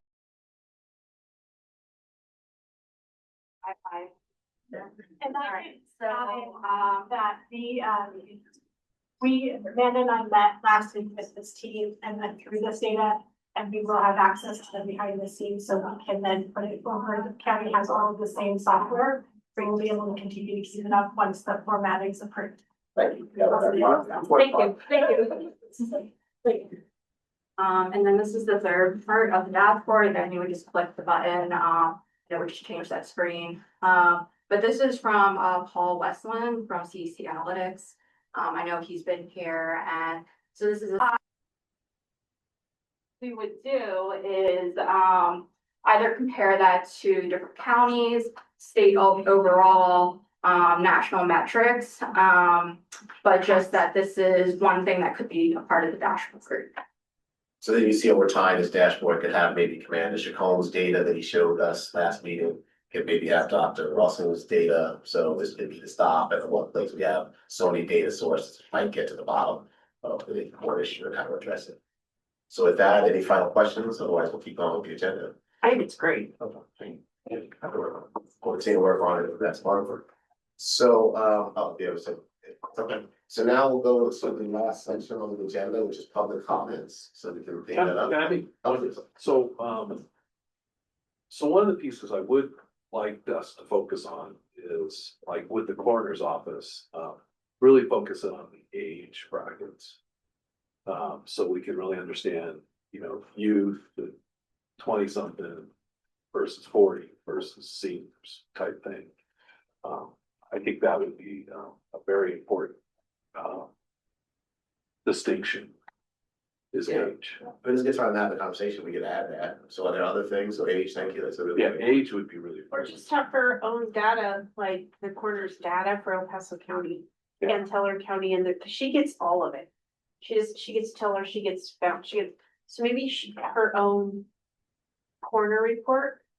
So we don't have to go and see just which pieces of this came from the coroner. Maybe a coroner report, cause she just came to council and updated this. It Yeah, was very, very good, but it's good to have her actual data because some of this other stuff coming from different places and hospitals is very different because it's not, she doesn't see it. Yeah. I don't know. I think that we should utilize some subcommittees on this council. And maybe have like a data subcommittee that like would talk about, like, break up. What that looks the like. Yeah, and like maybe say like, let's sit down with this small group and look at this kind of. And have a proposal to the rest of us, and then we could always tweak it, but at least we'd have like kind of the bulk of something. And I And think they can be reviewing the sewage data. That's I'm what I like, was gonna say, and because she's not here, I think we should volunteer. She did volunteer. She did volunteer, yeah, but she'd be great on like Yeah. how to best Other- utilize that, and then maybe, other because data. we could also do some non-voting members and have public health come in and talk about how they would utilize it. I think that getting some more intensive meetings together and then bringing recommendations back would be really helpful for everyone's time.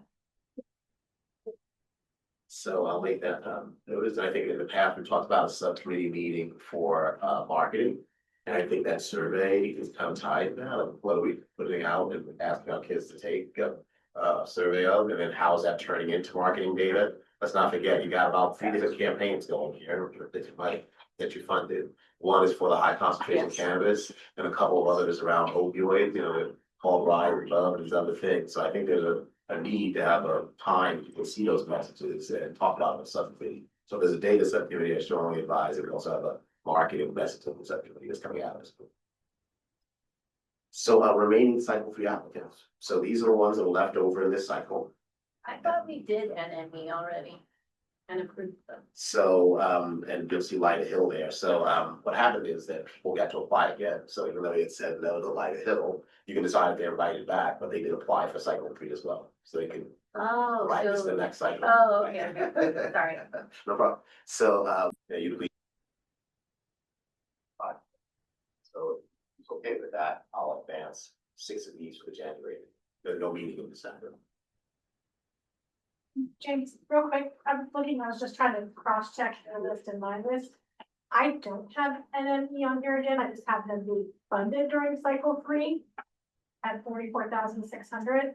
That, Lauren, is that They were funded, so unless you have a cycle 3 applicants listed. So these are the these are just what she told me was this plan.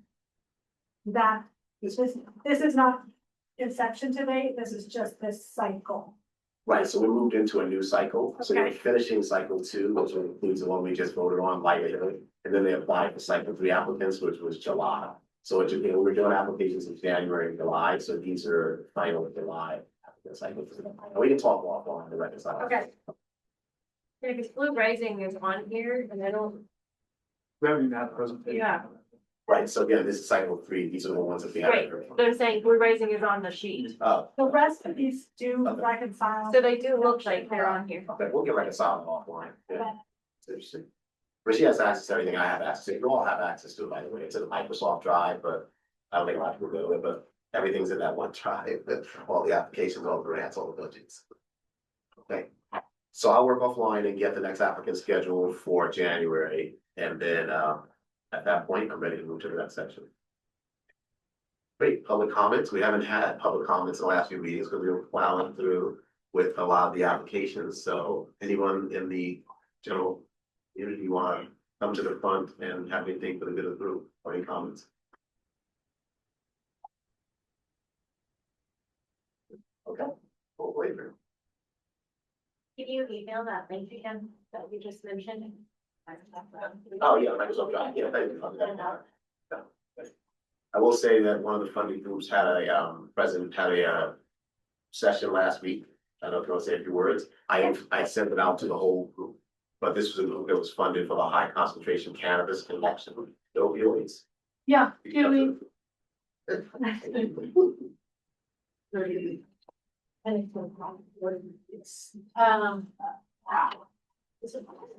Yes, one chance to grow up, doing parent education and public awareness, to benefit youth on the detriments of THC and the connections science is making between THCs at an early age and later opioid use.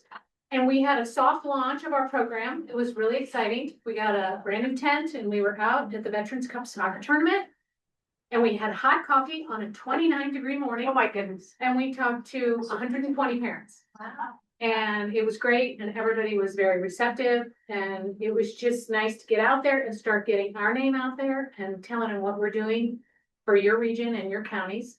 And it was great and we're progressing along with our multimedia campaign and all of that, but that was our soft launch and we thought it was very successful.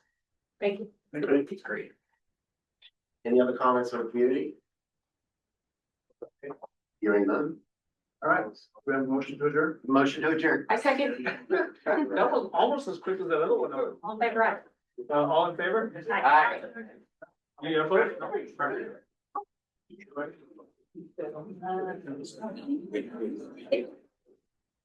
Well, I will. I can tell you, I was at a meeting.